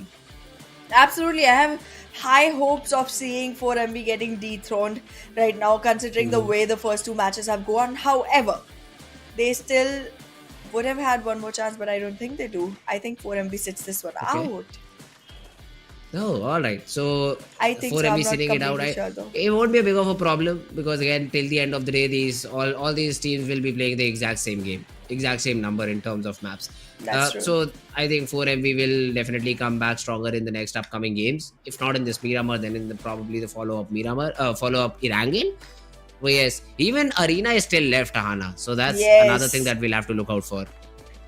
I mean, I am pretty excited to see the way the TDM will go because, again, there's quite some fun that is involved in there. However, right now, we are going to be walking into Miramar, and some of the very strong teams are not going to be on the board because Group C Hmm. is not playing this one, and we already know Group C is pretty strong as of now. Considering that, Okay. it's a jolly go lucky map for everyone else because the strongest contenders are not even here. It's your time. Seize the day, seize the map, get some frags, get some placement points, and put yourselves up on the leaderboard. Yeah, well, especially for the teams in the mid table, right? Struggling from maybe not struggling, but somewhere between 6th and 12th position is what I'll Yep. say they'll have to perform a little bit better, a tad bit better, so that they're able to get themselves in the top 3. Realistically, it won't matter much in terms of grand finals, but those bonus points will be something that will affect you overall. So it's better to have the highest possible standing and then use it as your weapon in the grand finals. But let's see if the teams are able to do that or not properly. Stalwart Esports again is going to be a team. I'm not sure if they're playing. Is Stalwart Esports playing in this particular map, Miramar? I think I they are, think they right? aren't.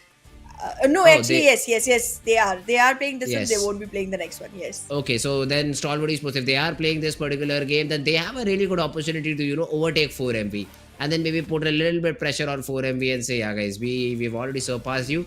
Maybe we've played one game extra, but at least we know that we have been able to maintain the lead. And if you're not able to do so, you will be the team that will be put down on the ground. Absolutely. As of now, this is a great opportunity for Stalwart Esports. It's a great opportunity for SKYLIGHTZ Gaming, for T2K. These three teams have been showing good performance, but now considering that 4MB is not going to be playing this one, they have an even brighter chance to go ahead and shine. I'm trying to see if SKYLIGHTZ Gaming is going to be able to squeeze any matches at all because they are going close enough but not converting just yet. And same thing can be said about NB Esports as well. However, NB Esports is slightly more consistent when you talk about performance. Mhm. Let's see, talking about the plane path, I started from Puerto Pariso, going all the way down to Trailer Park. Again, a plane path which will give you access to maximum of these cities, so that won't be a problem. But other than that, Stalwart Esports. Let's see where do they drop IAWO, Team CD Sports, HVDC, all these teams. Let's see if they're able to perform a little bit better than the previous time around. Well, let's see.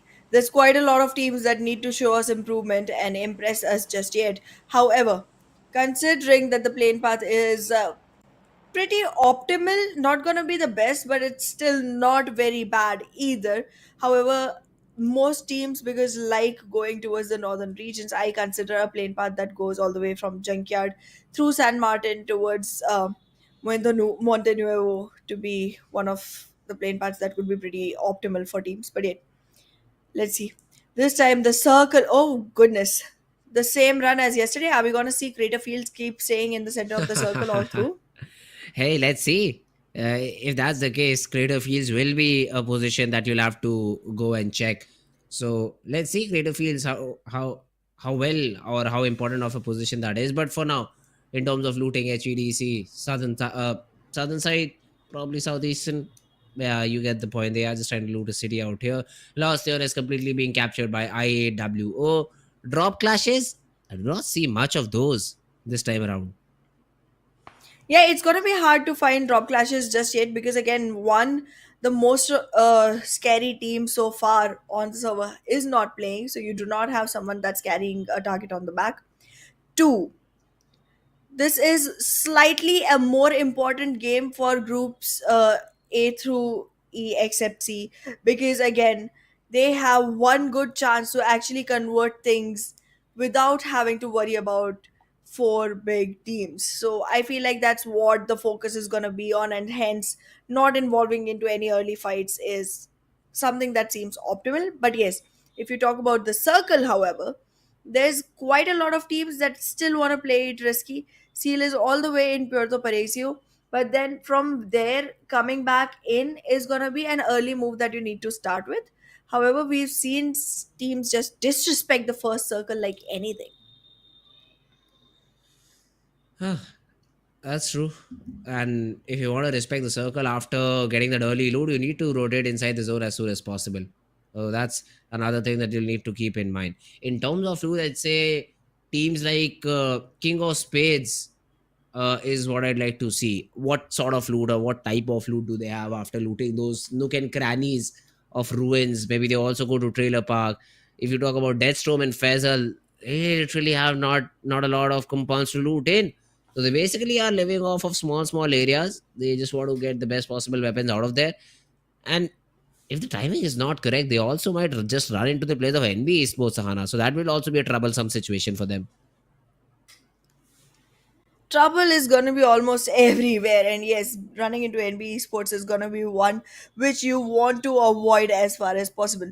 But so far it seems like NB Sports does have a very crucial position into the map, considering that this first circle has El Pozo right into the center of it, and NB Sports is in the periphery of that central area. This proximity makes you one team that everyone is wanting to take the position away from, but it also makes you one team that has a higher chance of winning that fight. Hmm. Stalwart Esports, though, this time on the minimap, I do see them around DRS. So, will there be a battle around T2K too? I mean, DRS is around T2K. Will we see a fight? All these questions will be answered very soon. Mabetex, though, they went towards water treatment. Volley even went towards Toria Humada. So these places have been a very interesting position to drop on. And now they are rotating from that northern part of the road, getting inside the zone, getting inside the circle, and then maybe, joining that battle. It will be interesting to see how this particular game goes. Absolutely, absolutely. So far, it seems like T2K is still gonna stick to graveyard, just wanting to find out more and more vehicles. So every single teammate has one to rotate in. In the meanwhile, Seal still trying to find the best loot before they invest into any fights, because this is one match where you want to make sure that every single fight that you take is by choice and not by force.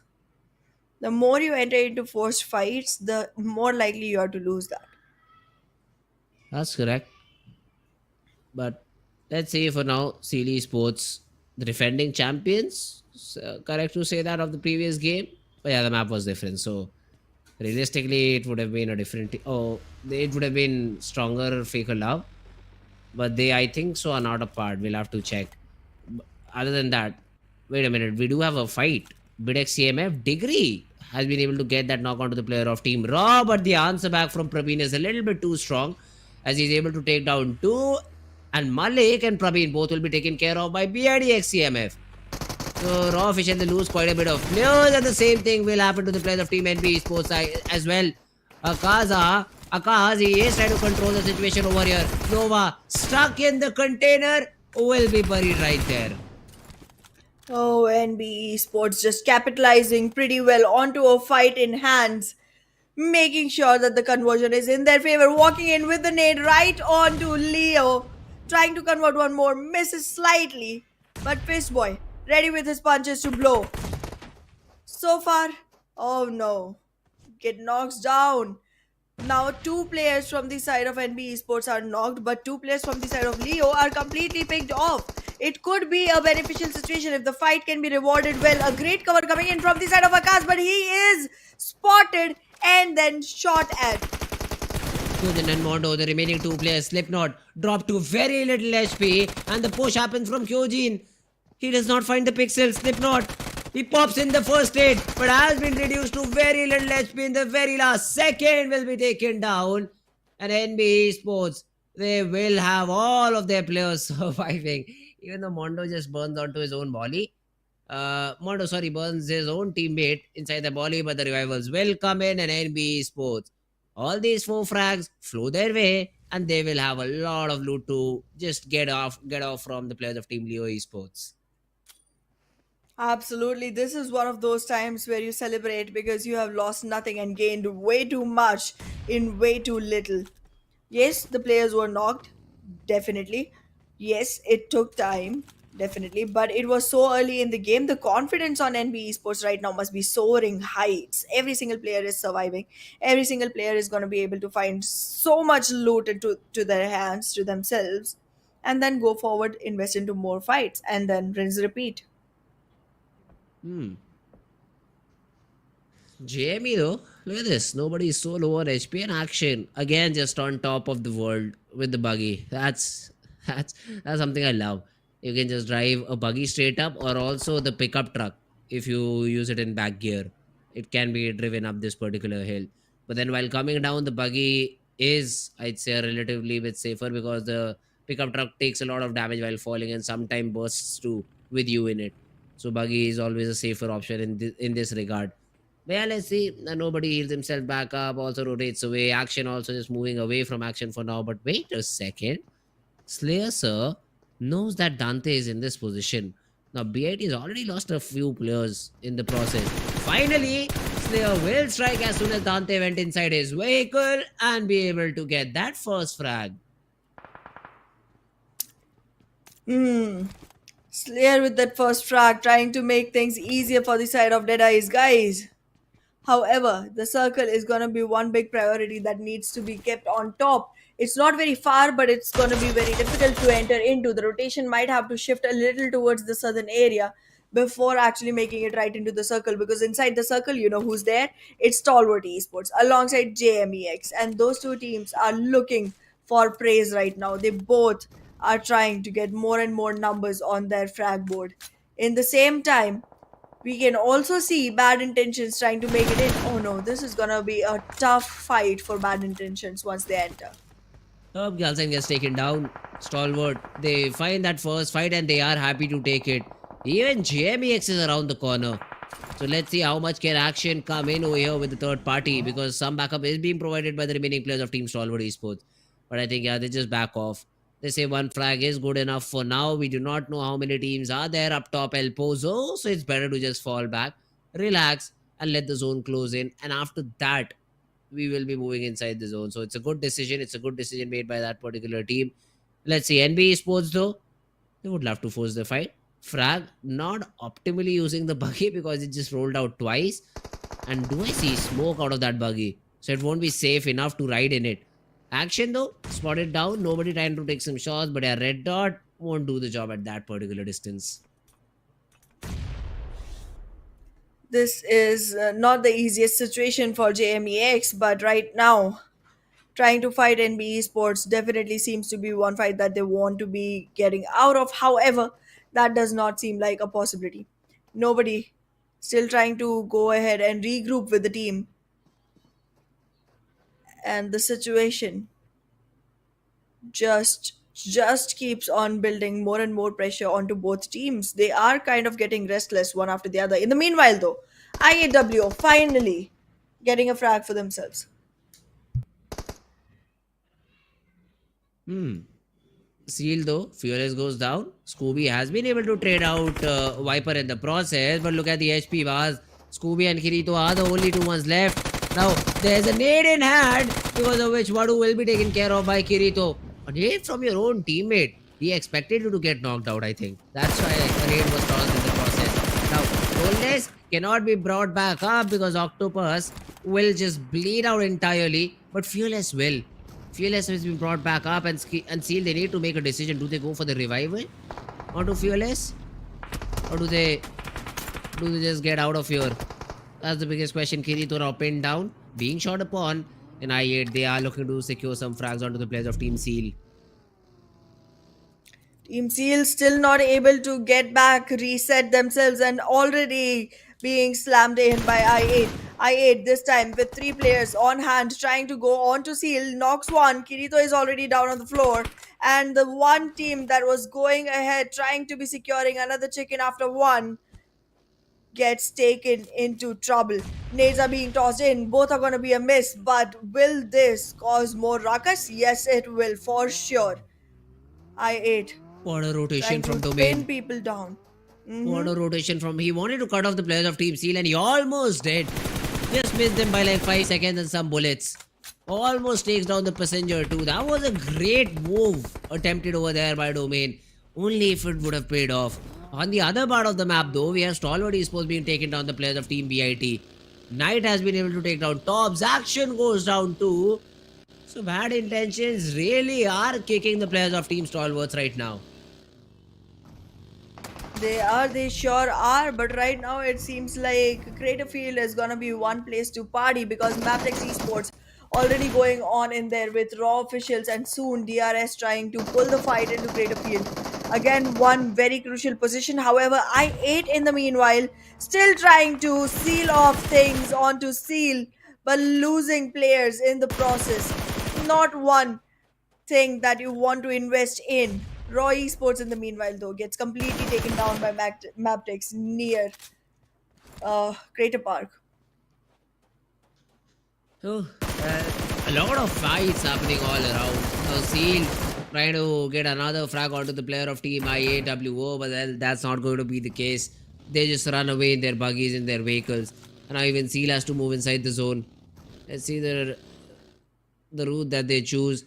NBeSports still in that stalemate situation. JMEX have the church control, because of which NBeSports are not feeling sort of confident enough to push on to the play. To push on the players. Yeah, well, whatever the reason is, JMEX still surviving, still sitting around that particular area.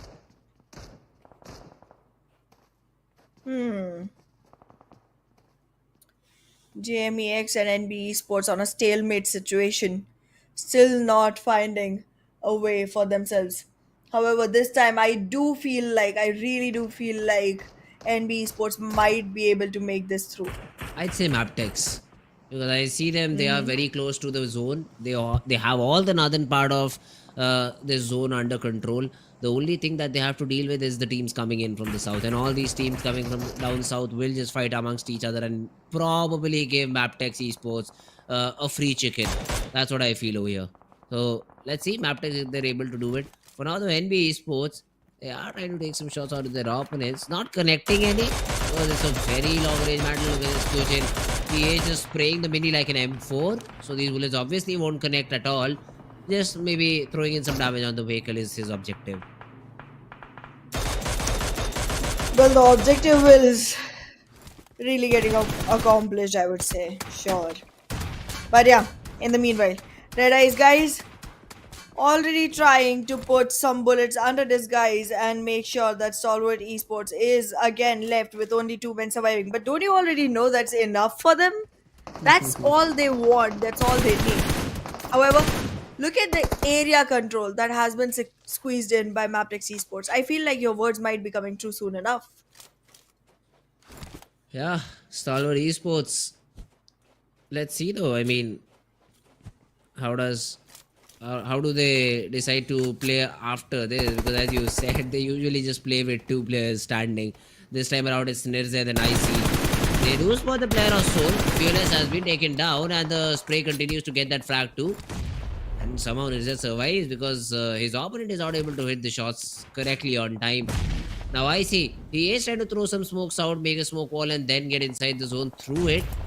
Let's see. I see just looting out too, just making sure he is able to reset before they start entering inside the zone, delaying as much as possible because Slayer Sir, he's literally right in front of them. So Slayer Sir can be a spoil sport, but so can nobody. And nobody from up top the hill is able to take down Nirzed, and that will make sure that no revivals come in, because even though if I see revives, the damage of the zone will make sure that Nirzed cannot pop a first hit and he will go down back. So this will be a troublesome situation for the players of Team Stalwart Esports, because IC is all that Stalwart has now. IC2 is not surviving on a very good HP, might not be able to make it through. The moment he tries to come back in, Deadeye's guys is waiting to make that frag a confirmation. However, I do feel like the circle should be prioritized right now. Well, they are able to take quite some damage onto Stalwart Esports. So I see that's a little more icing on the cake for this side of Deadeye's guys as of now. But I8 in the meanwhile about to lose their breath. One single player surviving, and that too not in a healthy state. Hmm.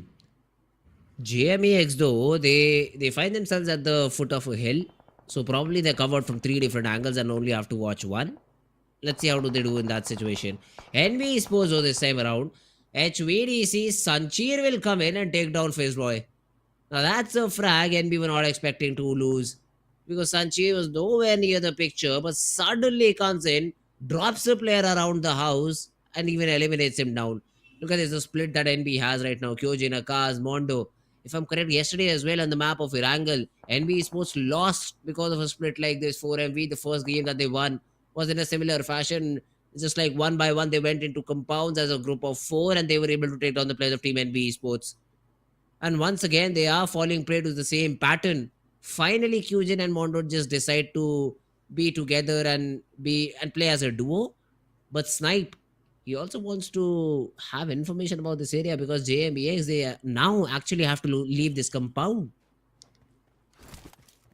Leaving the compound is not going to be super easy though. There's quite a few teams already surrounding the area.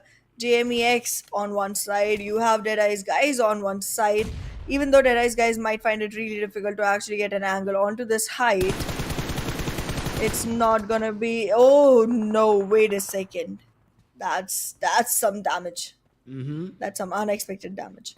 Now let's see. Mondo is down. Kyujin is trying to run and provide some sort of support, provide some sort of backup over there. And Mondo will be able to, because Sus does not have an area to just climb up onto Mondo and get that frag. So NB Esports will be able to get that revival, but now the pressure forms on them, because Akash is responsible entirely for for whatever team JME does.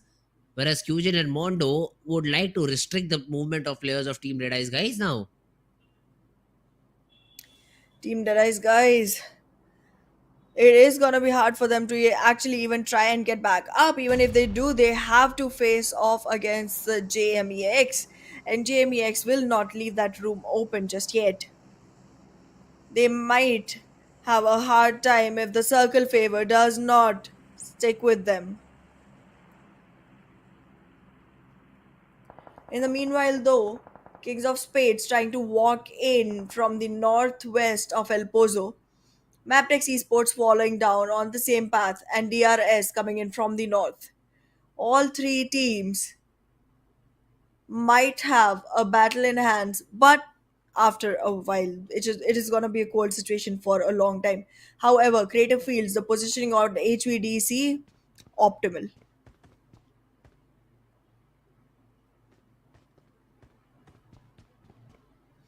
As of now, it seems like SKYLIGHTZ Gaming is also holding on to a compound pretty well, and they are not making any noise in the meanwhile. King of Spades trying to move back into the circle. There is pressure. A drop has flowed in. But I don't think that's gonna be 1-2 contest because look at SKYLIGHTZ Gaming. Pretty close in proximity. Mabetex Esports, however, wait a second. Why are you trying to walk right into the arms of death? Mabetex Esports, if they actually walk in here, DRS might be able to squeeze some frag points for themselves and take Mabetex out of the game. There is a numbers disadvantage and also the fact that Mabetex is completely unaware that there is surrounding presence. In the meanwhile, though, NBeSports currently capitalizing onto DEADEYES guys, in which King of Spades just contributing unknowingly. Mondo though, from up top is able to get that frag onto Snipe. And now nobody feels the pressure. He cannot do much about it because he cannot climb up top before NBeSports knowing he's there. And yeah, he has been spotted down. Mondo needs to make sure he does not fall. That's the only problem NBeSports will have if Mondo falls. The Molly will flush away frag and there he goes out. JMEX, yeah, they're not moving forward anymore in this game. The only way they have to get inside the zone, they have to just run around this entire hill and hope the players of Team King of Spades on the other hand are not on the other end, are not on the receiving end, which they do not. And NBeSports will eliminate JMEX and get a couple of frags to their name. Alrighty. Let's see how DRS will make the best of this situation. HVDC finally coming out of their covers. Pushing in. DRS might be able to sneak some shots on, but wait a second. Sanchit, will he be the sneaky man? He does become one, but then gets taken down by Killer Whitey. Cannot stay sneaky and still take that many shots for the frag. You gotta be swift if you want to be sneaky. Ooh, HPDC though. Look at this. All four players standing. Not for long though. Gyante, he gets a trade onto Ryuk. That's a good frag to fight. That's a good knock to fight. But Gyante is now being pressured by two different players. Now DRS, they have to provide some sort of a cover, which they just do not. Killer caught reloading while his job was to provide some support. And Gyante has been taken care of. The revival happened onto one of the players of Team DRS and he has also been able to reset. So now this battle will decide in which team's favor the game goes. HUDC Aero lost, gets knocked out. The battle between the DBS and Delta wins it out. The remainder of the two players around the hill. Delta with the DBS gets another and then even closes out the battle. Great job by this particular player and DRS gets some more eliminations to their name. 5 last teams surviving. DRS looking good. Still has all fours on board. But do they have good enough frags? No, they don't. However, that shouldn't be a point of concern just yet, considering that your victory already gives you 10 to add on to whatever you have accumulated from eliminations. Right now, Mabetex Esports looking good, trying to make sure that SKYLIGHTZ Gaming does not get much wiggle room for themselves.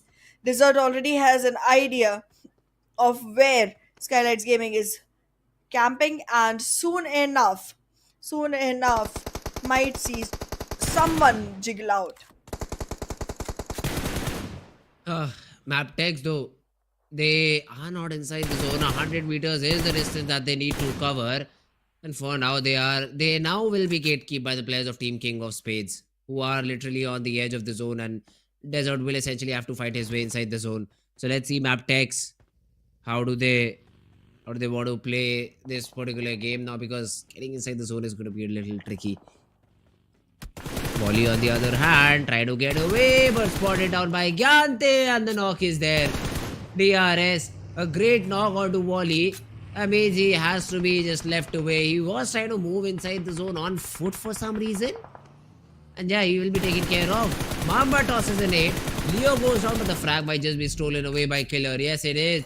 And DRS slowly and steadily showing intent to win the game.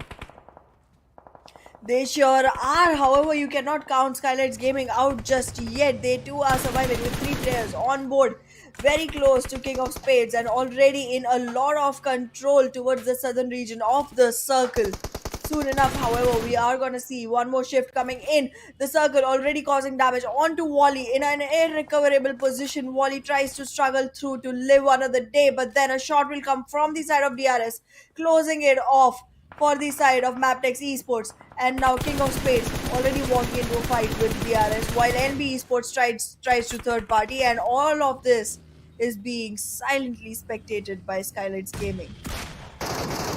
Well, DRS now Gyante, close range battle. Mondo wins it out. It's that MK14 in close range battle. That's a very damaging weapon.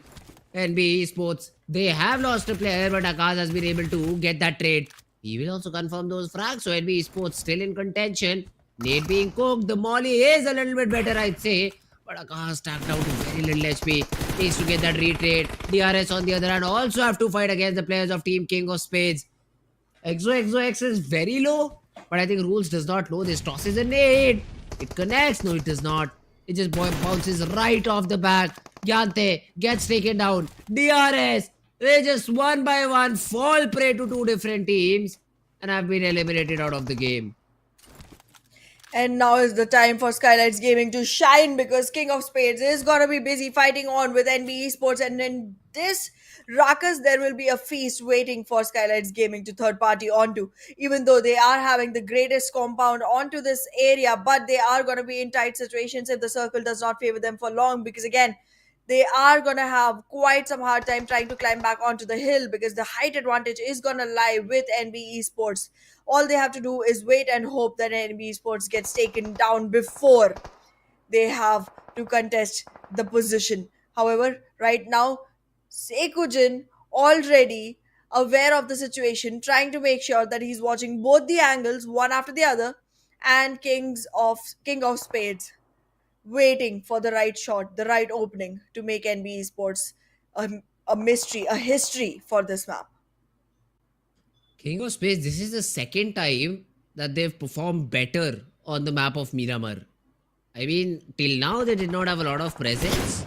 For the past few games, they have been performing great. Already 8 frags to their name and still putting up a fight against all these teams. Mondo down on the ground, and probably Mondo cannot be revived. Or is he? I think Sekujin is trying to run and get that revival. Yes, he will revive Mondo back up, and them being inside the zone will help their cause too.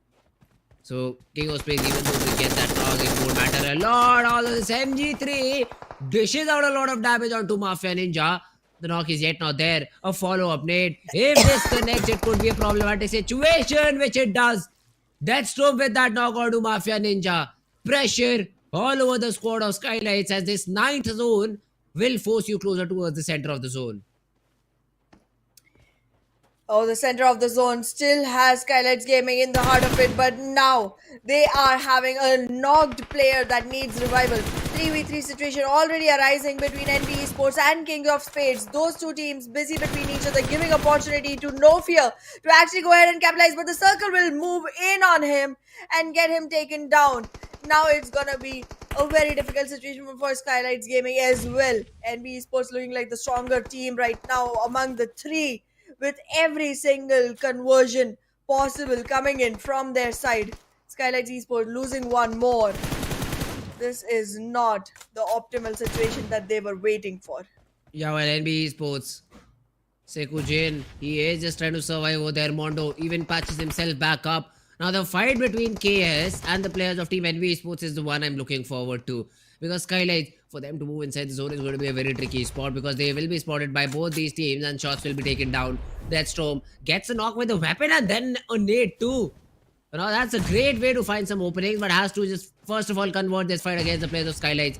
He knows this very well, because of which he is just pushing on the right hand side. He will spot the player, and Mafia Ninja will fall down to him. Deathstorm, just like the name, he is creating a storm of death. Got Mondo down. Weapon swap is there against an MK14. This M4 will be a little bit weaker in the close range battle. Mondo comes out on top. Of course he will. Even finishes off the frag. Brings it down to a 3v2. Advantageous position for the players of Team NBeSports, with the nade from Mamba. Gets one. The trade is there. Mamba, a 1v1. Akaze needs to come out huge. The nades, the molly, traded out. Akaze does not connect the nade. Mamba has that Thompson, so that 1v1 will definitely tilt in his favor a little bit, and he has some time to boost himself up to 100% boost. HP advantage. The shots land. Akash damaged it, and King of Space. They get that chicken dinner. They fell short the previous time, but this time around they just are the victors of the game. Beautifully done by Kings of Spades. I mean, this was not expected at all, but it turned out to be a happy surprise for us and a happy winner chicken dinner for King of Spades. Kudos to the lads who came in on top in this particular match with 13 eliminations and 23 total points.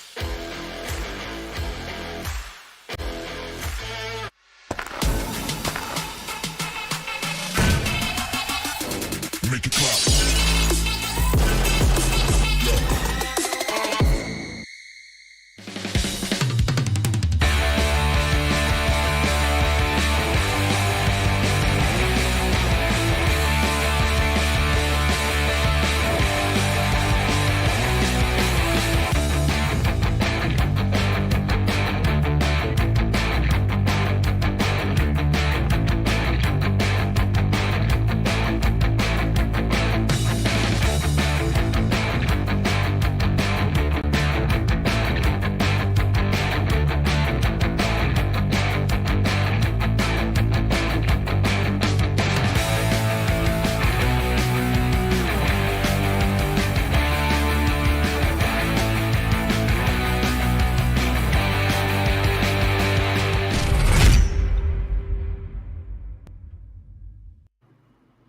Hello and welcome back everyone to PMPL SA 2023 Fall Season. I'm your host Anna, and with me on this today is Fritz. Fritz, we are seeing beautiful matches coming in today. We have seen Miramar and then Sanhok and then Miramar again, and some new teams rising up onto the top. Unexpected names. We saw Seals take a chicken. We saw even right now, we saw a completely King of unexpected Spades. name, King of Spades, take a chicken. Like, who thought this was gonna happen today? So soon. Yeah, well, not me. For sure, not me, because Not I me thought either. it will be a similar repeat telecast of what we saw yesterday for MVST domination. But yeah, teams had other things in mind this time around. King of Spades. This team came out of nowhere. I mean, they performed good in the previous Miramar too, the very first game of the day. They performed good. They were in, like, I think, top 3. And now, suddenly, they just surprise us with a chicken. Well, that's a pleasant surprise, first of all. But this Absolutely. will mess up the points table by quite a bit. Seal getting a chicken, King of Space getting a chicken with a consistent performance. This will mess up the points table overall quite a bit. But before we head on to that particular list, first let's have a look at which was the most valuable player inside the entire game. And it was Mondo from NBeSports. Exactly, Mondo did quite a great job for NBeSports, had 6 frags to himself, got the team all the way to the position of actually being able to secure the chicken, but then lost at the last battle. However, yes, NBeSports well done, but again, not the victory that they needed or were looking forward for. But look at this. Wait a second. What is this? Are we talking about the finals or are we talking about the whole match? NBeSports and King of Space. Basically, these were the only 2 teams that were able to get good frags. That could be probably a reason because of which we see such a monotonous top player list. It's only from King of Space and NBeSports. No diversity this time. But yeah, if we talk about the statistics, it's Viper from I think IAW I8. who has been Yep. able to get the best amount of heal, but really it does not even matter in terms of healing. That's true. That's absolutely true. But yeah, I mean, NBeSports and King of Spades, both teams, they did amazing job onto the map of Miramar right now, and I am expecting big things from both of these teams. Considering today is one of those days when you see 3 matches of Miramar, we might see more coming in. Look at that, 23 points for King of Spades and 19 for NBeSports as well. Not a bad number at all. Equal elimination points to both. It's just the placement points that make the difference. It's just the placement point exactly, and this just has been a great game. King of Spades, the way they play, 23 points overall. NBs was good shot for them, and I'd say DRS as well with 8 points. Right, they at least might be able to just escape the elo hell of being at the bottom spot. If we talk about the other teams, Bad Intentions, XCMF, yeah, maybe they were able to get that 8th spot, but still not a lot of points. Leo Raw, ASL, T2K, these are teams which are not even able to open up their account in this entire game. 0 points. Yep, T2K after such a big victory yesterday now just comes in and does not deliver the same kind of performance. Still not, fulfilling the fan expectations from the viewers of T2K Esports support group. But yeah, I just feel like there's quite a lot of potential that we are still missing out on, because like HVDC, again one of the teams that performed really well, suddenly drops down and gets only 4 points for themselves. I'm still to see DEADEYES guys, Raw Esports and ASL Domination Crew actually go ahead and acquire themselves some spots.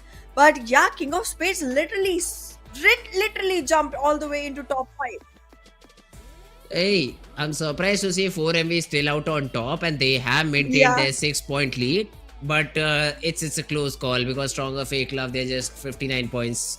They just have 59 points right now and are just 6 points away. NBeSports as well, good jump by them. No chickens for NBeSports and Stalwart, and still we can see them in top 4, top 5.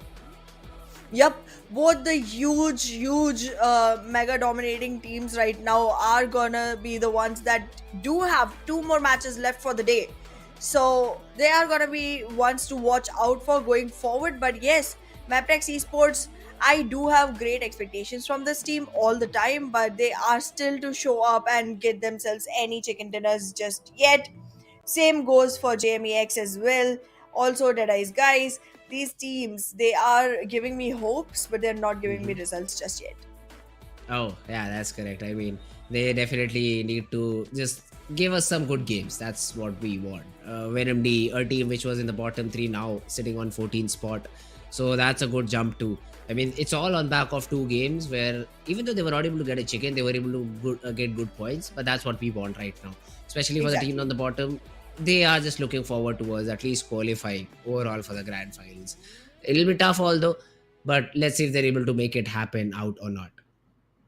We'll find out, we'll soon find out. But now is almost time for Yes, TDM. TDM. Let's take a look on how the schedule is going to be for the day, because one more time we got to remind our viewers, if anyone has joined new, we have already seen Miramar where Stronger FAKELOVE won, and then Sanhok where Seal won, Miramar where Kings of Spades won. But now it's time for TDM. Hey, TDM is going to be a fun game. I completely forgot between which 2 teams this match is going to be. But hey, first to 40 wins, the rules remain the same.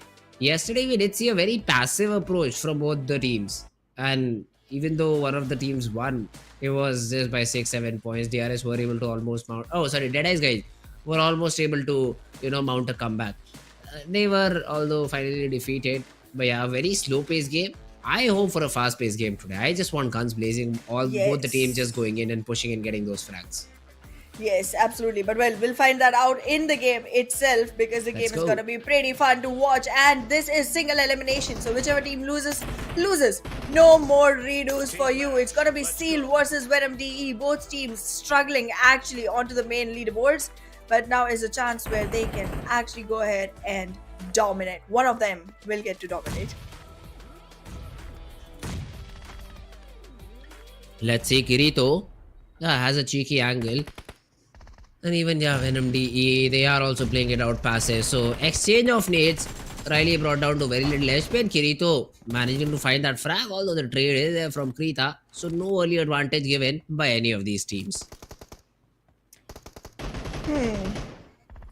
There's just one each. We were trying to look for an active match. This is pretty passive. No aggression coming in from either side. Just trying to be very tactical onto a death match. This is unexpected, but okay.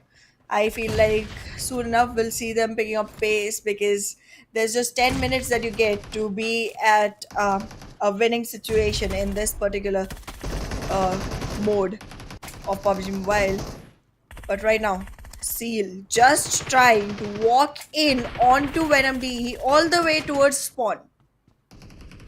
Well, Seal took a little bit of a lead, but has been snatched right away, which just gets equalized once again. So, both these teams just playing it out around the containers. nobody is really taking care of warehouse, so that could be a point of exploitation from either of these teams. Finally, DEADEYES guys, they decide to just gather up on the left hand side and maybe take all these frags for themselves. Kirito, he could have taken down Rambo because Rambo was very low on HP, but now playing Ring Around the Roses won't survive for long because essentially the trade happens. Absolutely. For now, Scooby is gonna be a whole prey waiting to be naded on. But well, he just goes in and takes advantage first. However, sneaky angles from the side of Venom DE just take him down. This one takes Fearless, and now the position on Kirito. There was some trigger discipline that was being executed from the side of Venom DE, but it resulted in their own demise. So I guess, yeah, just discipline, not over discipline. Come on. Venom DE, they have that 7-point lead. Let's see if they're able to maintain that or not, or will Teal be able to sort of mount a comeback. There's a level 3 West. If Scooby can jump and take it, it'll be good for him. Kirito though just covering and moving in with Fearless on the right hand side. Draws out Krita, and Krita's all alone by the way, so you'll need to be very very careful. But all the fights on the other hand, Venom, Killer, they were just winning it out. Even though Seal they do get one, but still the advantage stays with Venom DE. Well, the advantage definitely does seem like Venom DE is gonna capitalize on, because they have literally a 10-point lead right now. Make it 9, but I guess soon enough we'll be making it 10. Again, Venom DE marching in. Seal still at low HP. Gets taken down, and Fearless is no more even on the board. Comes back in. The spawn time is not a lot, but still you have to go ahead again into the warehouse, find the players, and then take the fights. That is enough time taken away from this run towards 40.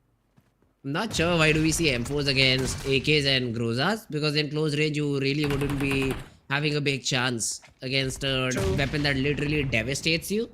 Would love to see SNGs over here, Uzis, Vectors, UMPs around these particular areas, because they will definitely give a good fight to these Groza users. I personally love Vector in this game mode because it just has a super high fire rate and you really cannot expect how your opponent is going to play with that. But yeah, still Venom D with all the Groza and the firepower that they have, you can see them in the lead of 11 points. Absolutely. This 11-point lead is close enough. Make it just 5 more to go for the side of Venom DE, while Seal still has 17 to look for. 4 more frags. Venom DE. Are they gonna make it? Yes, they will, because this is looking pretty close. Seal, however, going in for sneaky play. Scooby hiding around near the containers, but not for long. No, Venom D, they just need, 2 more frags to their name. Kirito goes down, trying to toss a nade. Another frag for Krita onto Soulless. And the final blow got landed by Riley. Easy frag, easy job done. And DE Venom are your victors. It was just a one-way street this time around, Ahana. We complained that the game was going a little bit slower, but Venom D said, wait a second. Let us just make sure that it goes very, very quick. And they are essentially able to win it out and book a slot against SKYLIGHTZ Gaming in round number 2. Exactly. Once they walk into round number 2, they are going to be competing against SKYLIGHTZ Gaming, and then the victor will make it into round 3. However, the next match that we will be seeing of TDM tomorrow is going to be of Stronger FAKELOVE against Bad Intentions CMF. That's going to be another interesting one to look for. However, for that, you'll be tuning in tomorrow again on the same time, on the same website for us. But yes, for today, we still have more to dish out. 2 more matches. One Erangel, and then to finally finish off the day, it'll be a map of Miramar. Too many Miramars. I personally don't enjoy it, guys. But hey, we'll have to give all these teams enough maps to play on so that we can take the best out of them and then portray it in front of our audience. So for now, we will be jumping into the next game of Erangel.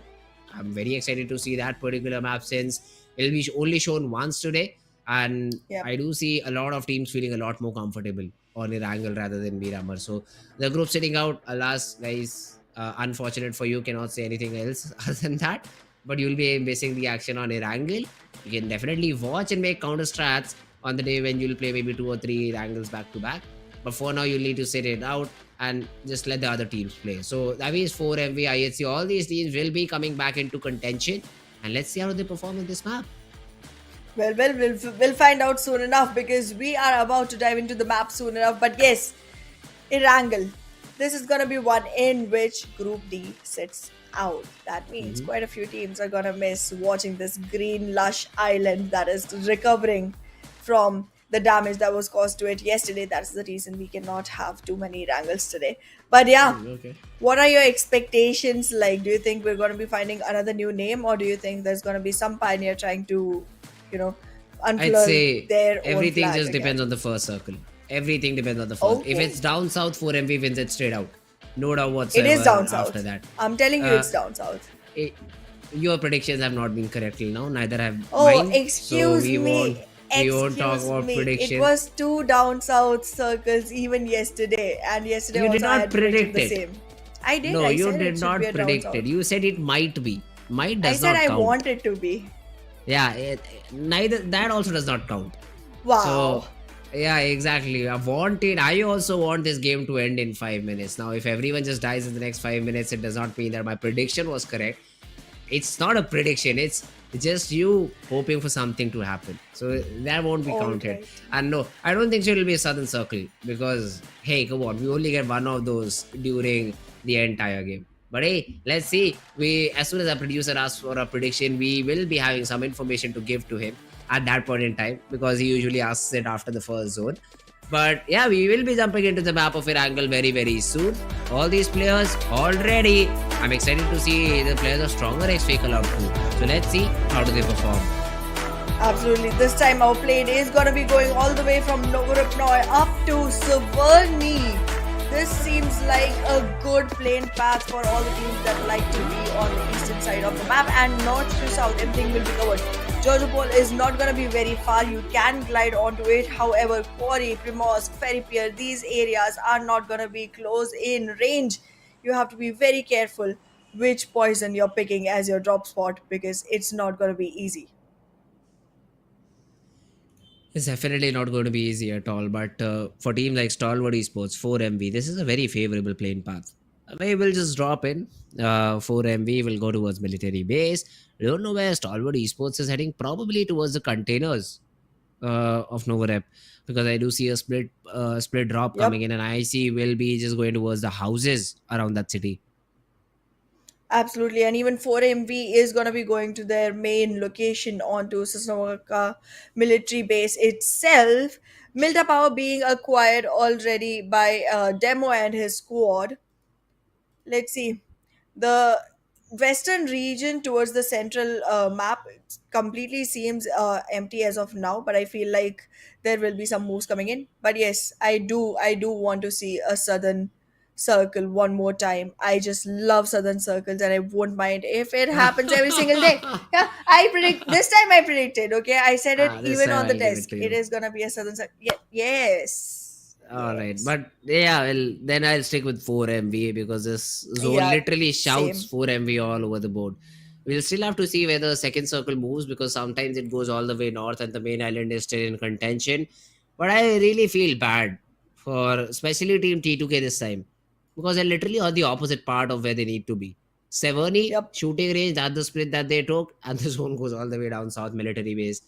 It's not going to be easy at all. Same things can be said for BITX CMF because I think Dante dropped in Stallbar. His teammates were looking to go towards maybe Kameshki, but now they'll have to just make do with the loot they get in Mansion or maybe move towards Shelter if they are allowed. But already, first blood being drawn, I think it's the player of Team Seal who has fallen. Exactly. But yeah, reiterating onto your point about T2K being on the opposite side of the map, if you remember yesterday, the one match that T2K did manage to win, that was on Sanhok, they were literally on the opposite side of the map. They were all the way down south, and the circle came out to be all the way up on northern region. And they were the first team to acquire the center of the circle. And I was like, wow, okay, all right, that happened. But yeah, so I don't doubt the ability of this team to actually come back into the circle. But yeah, I do worry about people on Stolber. I'm not very confident about bad intentions if they're even gonna be able to make it into the circle. First of all, because there are fights waiting around there, and I don't believe that bad intentions right now is in the correct form to be able to take fights and win those. ASL though, they also are on the verge of losing. Not verge of losing a player, because Gangsta will be able to get that revival, considering Assassin is at a great spot. But yeah, a good decision that has been made by ASL. If they have decided to just get any sort of residual loot that they could from the shows and then use the boat to rotate off as soon as they dropped, that's a very good decision, because there are a lot of small compounds around military base where you can complete your loot. But moving towards that island should be your priority, and it is for ASL. And they also have a frag, so they won't be going out empty handed from the entire game. That's why it's a very good decision for ASL to move towards military base. They will be able to complete the loot and even have contention towards maybe top 5, top 6. But the other teams, again, SKYLIGHTZ Gaming in Yasnaya Polyana, not a fun time to be here after the first zone has already started to close in. Completely agree to that, but look at the kind of population that has been accumulated onto the southern island. I can already spot 1, 2, 3, 4, 5, 6, 7 teams on the southern island. T2K already making it into the circle. One player is in the left, the remaining two are on their way in with their vehicles in hand. This is a very early rotation that is coming in from the teams, and finally I can see some respect coming in from these teams for the circle. However, still bad intentions sticking to Stalwart. They had a few players actually roaming around Yasnaya Polyana with one single player in Stalwart, but then every single player decided to move in towards Stalwart and around Kameshki, which does not seem like the best thing to do, but I guess okay, to each his own. 4MV, they've already just fanned out of military base. So I see Baron with no loot practically, because yeah, he has good helmet, level 3 helmet and all, but then medicines are not in enough supply. HVDC though, they are the first ones to fall, and Yetauta Noah will be the one to secure that frag, and Leo Esports as well, finding a good chunk of damage, finding the very first frag that they needed. Let's find out if Leo is gonna be able to capitalize on the numbers. Right now, they do not seem to be wanting to invest into another fight just yet. However, HVDC is gonna be in very close proximity. They have lost a member and would not want to invest in the fight yet again. Stalwart Esports has great area control right now. The complete Nova Apnoy area is under their control, even though there are about 7 teams onto the southern island. Stalwart Esports is simply looting around alone without much bother to them. The complete Novorupna area is going to be under their control. No team still being able to invade that, and one player from their side is already waiting for the bridge camp onto the Novorupna side. Well, SKYLIGHTZ Gaming, if we talk about them, as you say, Yasnaya, not the best possible place to be in. How do they rotate? How do all these teams rotate? Because most of them have already gone towards the military base island. Some have used water. Teams like IHC are literally stuck because there's a snake. There's a snake in the map of Erangel, surprisingly, and IHC are not aware of it. Krita, as soon as any player of IHC just comes up, he would love to take some shots, and already sees Alex and Godless in the process. But I think IHC have also spotted them down. So they are basically just cutting Krita's angle away. And as soon as they come up on top, they will have those nades. So even though Krita thought he was sneaky, he is not, and now under pressure. Oh, he has nowhere to go. IHC is marching right onto him. They're trying to find him out. He is able to take one knockdown. Tries to go in another fight with Godless, but Godless will be the one acquiring this one. There is not as much damage towards the first circle, so that's going to be enough for Alex to actually recover. But look at the Venom completely annihilating IHC in the process. However, the survival of Zeol will make sure that at least 2 players can make it through. D Venom, however, still not out of the fight just yet. Nades being tossed left and right. Domi, a player comes in, but he's at least able to get that cover fire from Riley.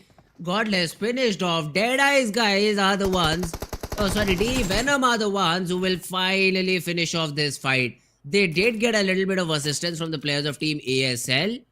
But hey, IHC, They decided to rotate outside using the water. They did not nail the timing, and even though they are able to get some few frags, 2 frags to their name, wasn't enough for them to win the entire game. Absolutely, IHC, even though they have a chicken, that's about all they have. Every other game has been some hit or miss kind of performance. And in the meanwhile, Kings of Spades, the one that got away in the last one with the chicken dinner, is right now being targeted pretty heavily.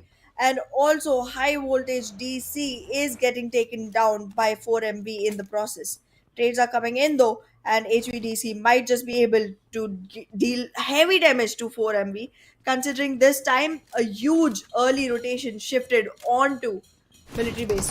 However, the second circle again leaving the complete northern island out of itself keeps both the bridges intact and has the southern circle in mind. Hey, but even Leo Esports has been eliminated. HVDC, they find themselves in a good spot and are able to take those frags out too. Now, they did lose Ryuk in the process, so that's going to be a difficult thing.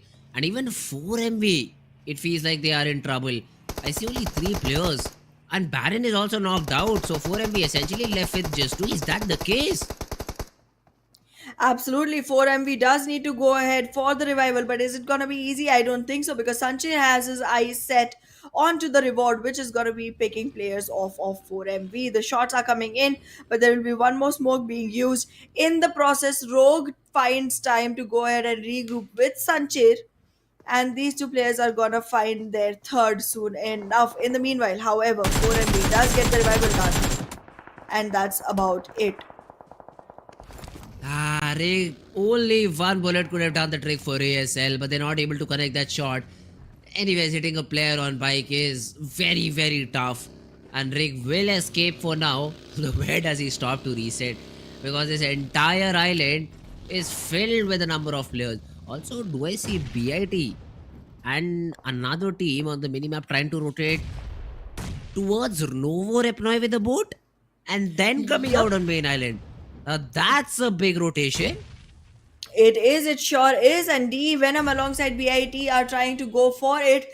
Right now, it seems like BIT is still gonna be able to make it, but DE Venom in the process took some shots and made sure that it's not gonna be all the players. BITX lost one player in the process, and DE Venom still following behind with their surviving two.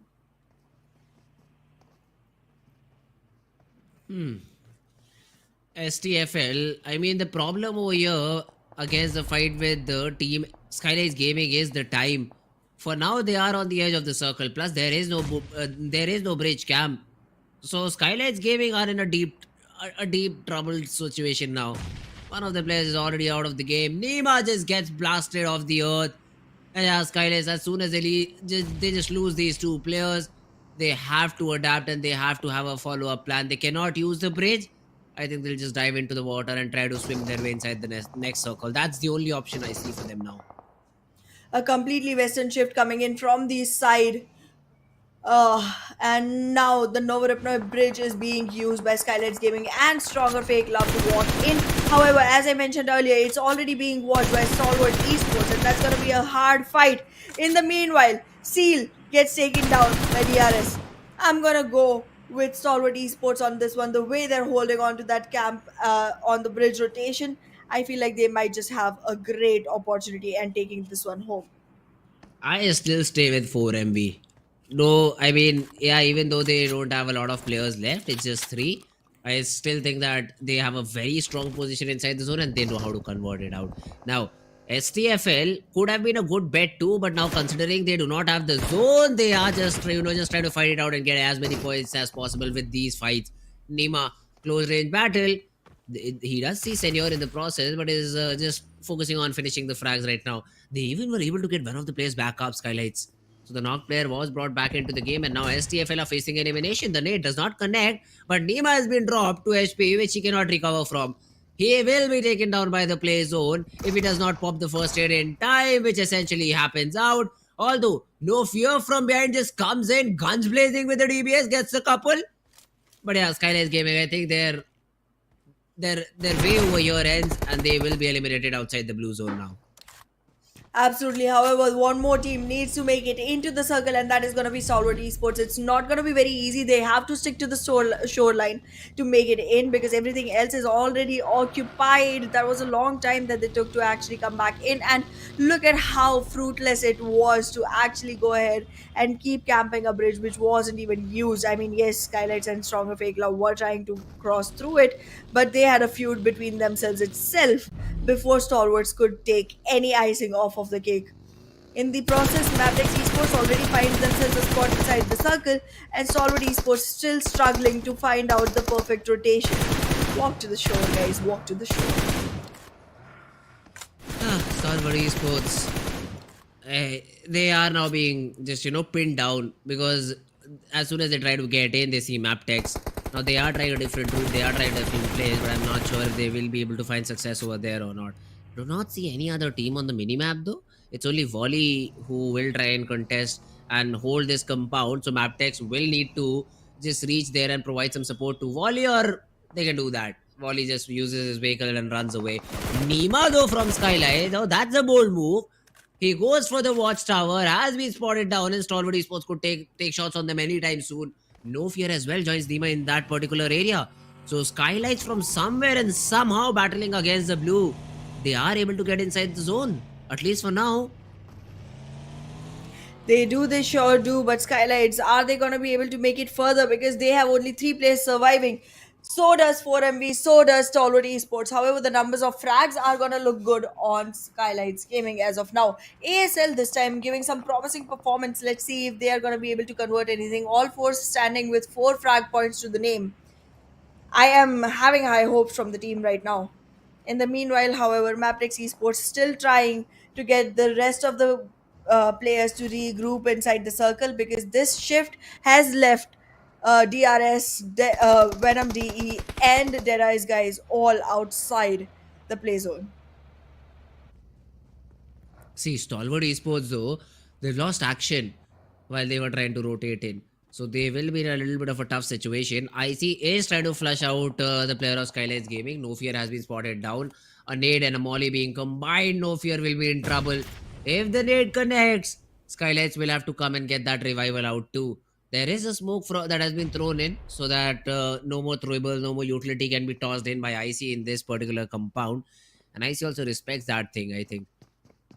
Has a buggy, but the back tire has been already slashed off, so I don't think so he will be rotating anywhere anytime soon. The only thing he can do, hold and chill, and hopefully his teammate will provide some sort of a backup. Well, let's find out if the backup will arrive in right time because Stalwart Esports definitely has a huge gap between the players. There's a lot of distance that needs to be carried forward before IC can have any support. But in the meanwhile, SKYLIGHTZ Gaming has the support arriving right on time, about to march it into the compound, already making sure that they have accumulations of spots, and now using all utilities from the side of Stalwart Esports just to stall the fight from happening before the support can arrive. Now they see IC, he will be in a tough spot because his HP is very low. Nirzed has already been taken care of, and Tops, he is far away, so he is trying to provide some sort of a backup, but cannot do once these players are already inside the compound and there are so many smokes around the corner. No Fear trying to secure that frag, but has been shot down. IC with the shotgun is reigning supreme, gets maybe another knock, but then has been taken care of. Topzo finally arriving to the scene. Nima, he is trying to spam him down, jumps inside the compound, connects the spam, but not on the final shot. Nima survives with 1, helps his team get 4 frags and will be able to get his team back on their feet. Right now, Mabetex Esports might not have the best chance of their lives because 4MV is still trying to aggress in. However, DRS is going to be another problem that needs to be dealt with before anything can be done. A run over will come in, will be missed though. However, the frag will not be taken away. Mabetex Esports completely off the charts, and now it is just 7 teams surviving. Erangel is going faster than we expected. See, DRS still has a player surviving, and does Apex know about it?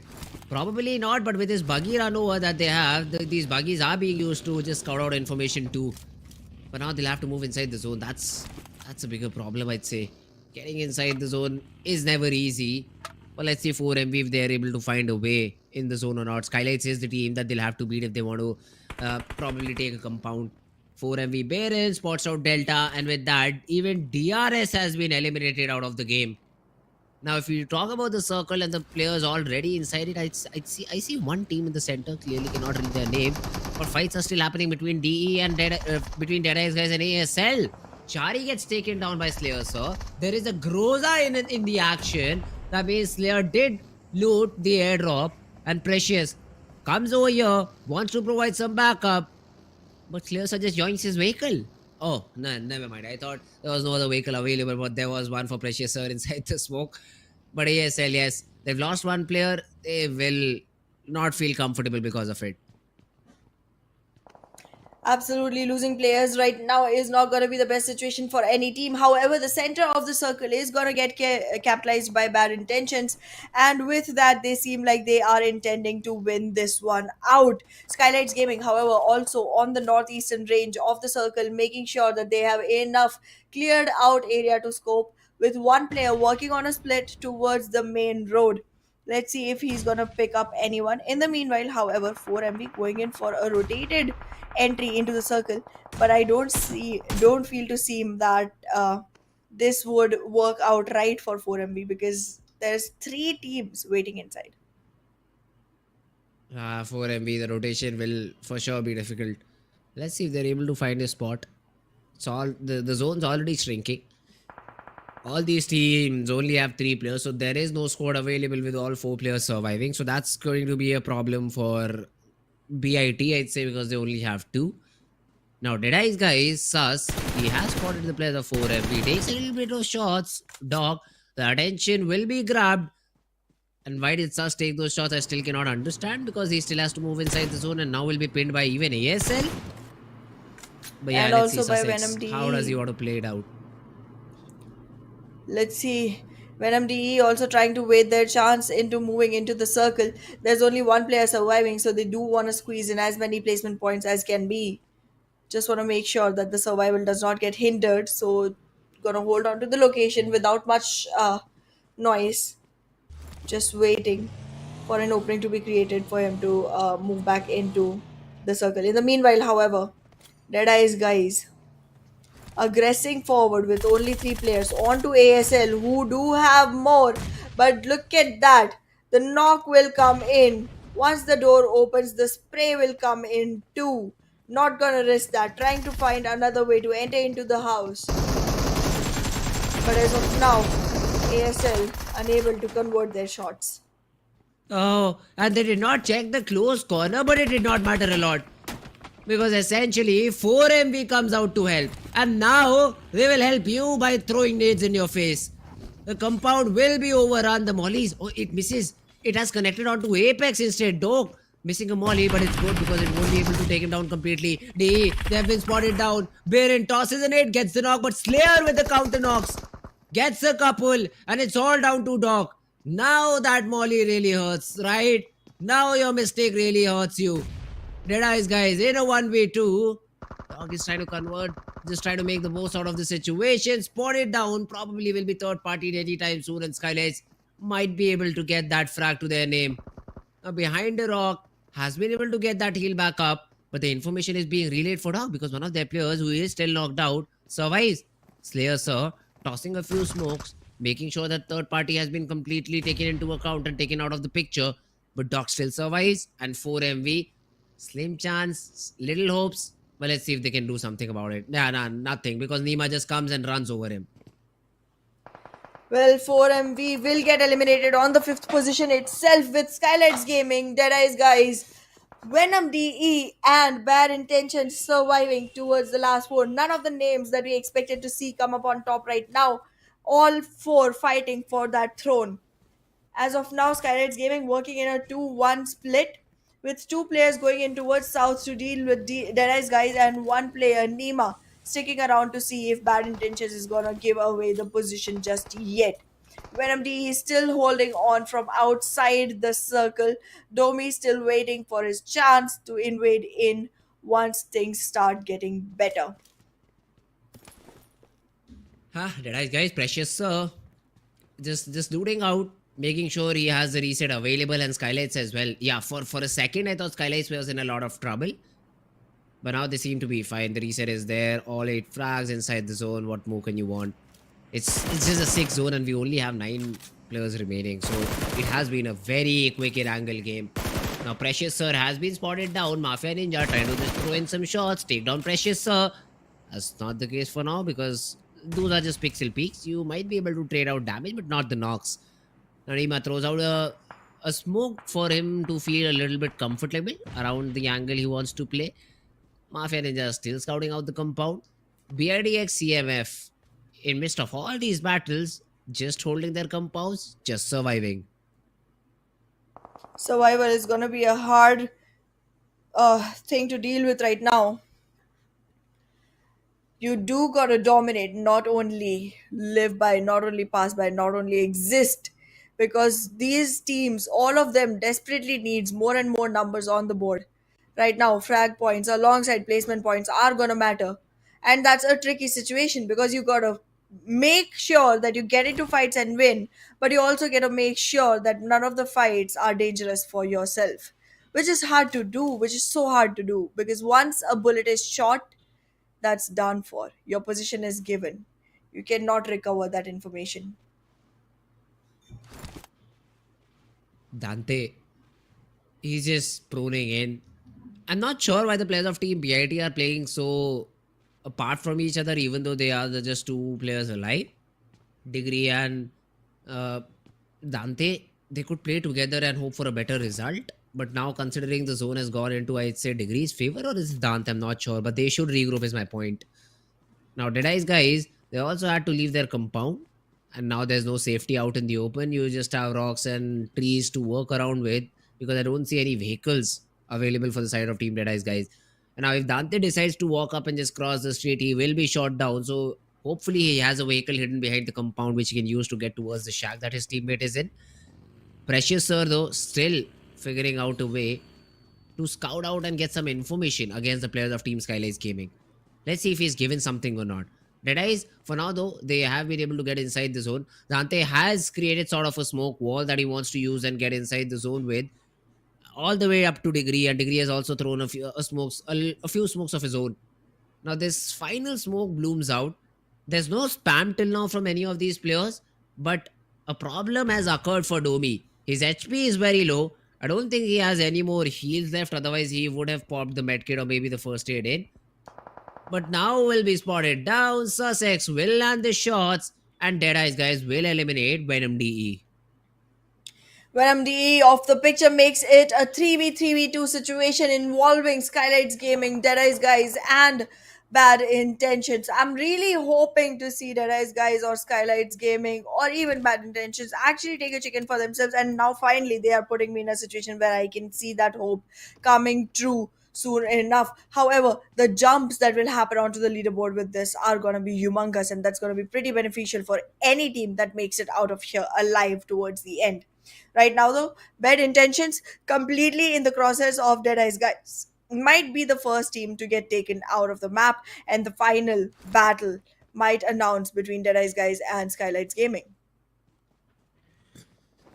Sussex, he just tossing out a package, just giving some utility to his own teammate.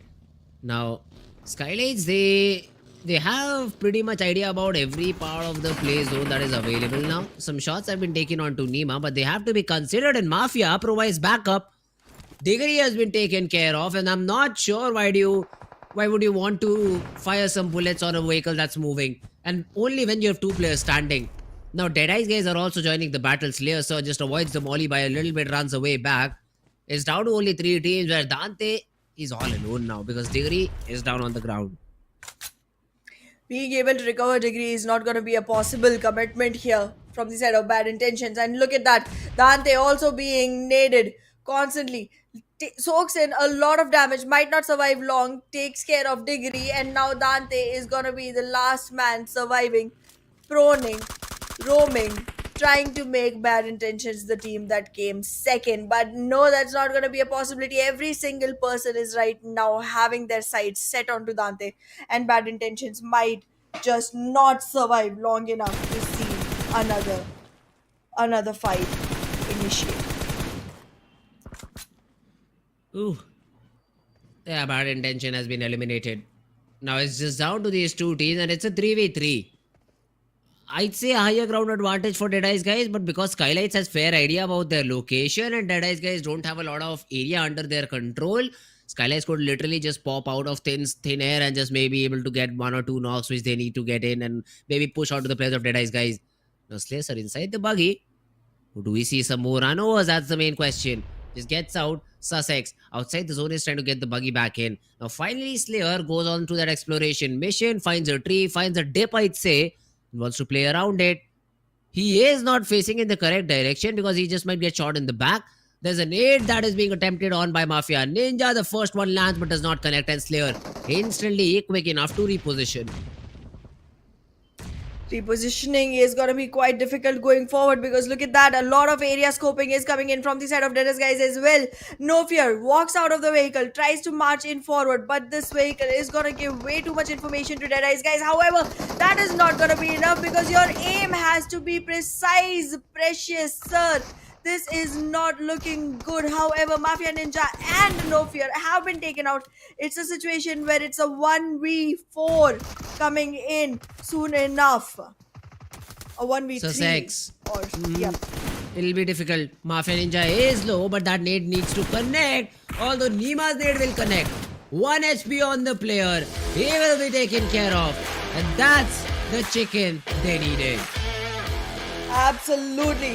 A great victory coming in. Another unexpected name flashing onto our victor cards. And now the competition keeps on getting more and more difficult with this added winner chicken dinner into the pockets of SKYLIGHTZ Gaming. We are seeing another team showing up onto the occasion with 11 eliminations and 21 total points into the fourth match of the day.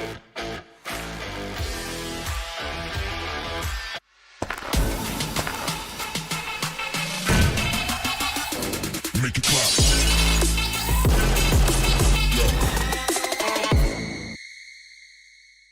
A new 1.6 by 1.6 kilometer map is coming to PUBG Mobile version 2.7. In this map, there are several energy zones where you can receive random attribute boosts, such as increased speed and health recovery. At the same time, lots of supplies spawn in the area. Be sure to grab them while you can. After finding all the supplies in an area, you should keep moving to find more supplies. The fastest way to move about is through portals. Go through one to teleport to the other side somewhere else on the map. After exploring an area, it's best to teleport somewhere far. However, it's important to note that there's a cooldown after use, so it can't be used too frequently. If you want to travel across mid-distances, be sure to take note of the updrafts on the map. Get close to an updraft to get lifted into the air. After reaching a certain height, you'll descend back to the ground. During your descent, you can freely adjust your direction to head to your destination. This transportation method is very handy for escaping dangerous situations. Another thing you have to watch out for are the volcanoes on the map. The lava erupting from these volcanoes can cause damage within a certain range. Be sure not to step on the lava, otherwise you'll keep taking damage and lose health. After arriving at a new area, be sure to search for exclusive crates. Approach them to get exclusive themed supplies. Apart from exclusive crates, timed airdrops are also a great way to get supplies, so make sure to keep an eye out for the countdown timer on the minimap. It indicates when an airdrop is about to appear. After the countdown ends, a crate with amazing supplies will rise from the ground. When this happens, there will surely be many enemies vying for the crate, so make sure to lie in wait beforehand and evacuate quickly after grabbing the supplies. If you get injured when going for the supplies, go to the recovery point indicated on the map. You'll be able to heal there. Just run into it to fully restore your health and armor in an instant, just like with teleporting. The recovery point has a cooldown after using it. It can't be used again until the cooldown ends. If the battle gets too intense and you find your teammates eliminated, you can bring them back within a limited time at the towers located on the map. The towers also have cooldown after being used. Each player can only be brought back by a teammate once. Players that have been brought back will directly respawn near the tower that was used without having to jump back to the battleground. Hurry and join your friends in the fight for victory.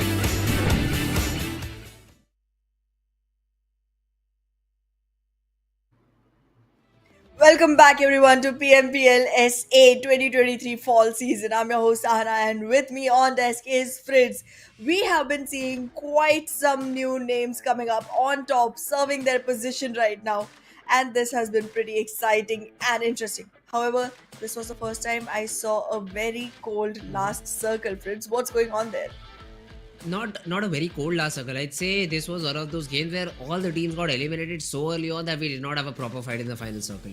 That's what Absolutely. it felt like, because 4 teams, 6 circles starting. It's only 4 teams remaining. That's why the end got a little bit too weird, and teams got enough amount of time to just clear out everyone. Otherwise, bad intentions would have also gotten a chance if the time was right for them. But yeah, for some reason, Dante steps up, tries to get that frag, just ends up eliminating his entire team. And then a 3v3 that essentially went into the favor of Team SKYLIGHTZ Gaming.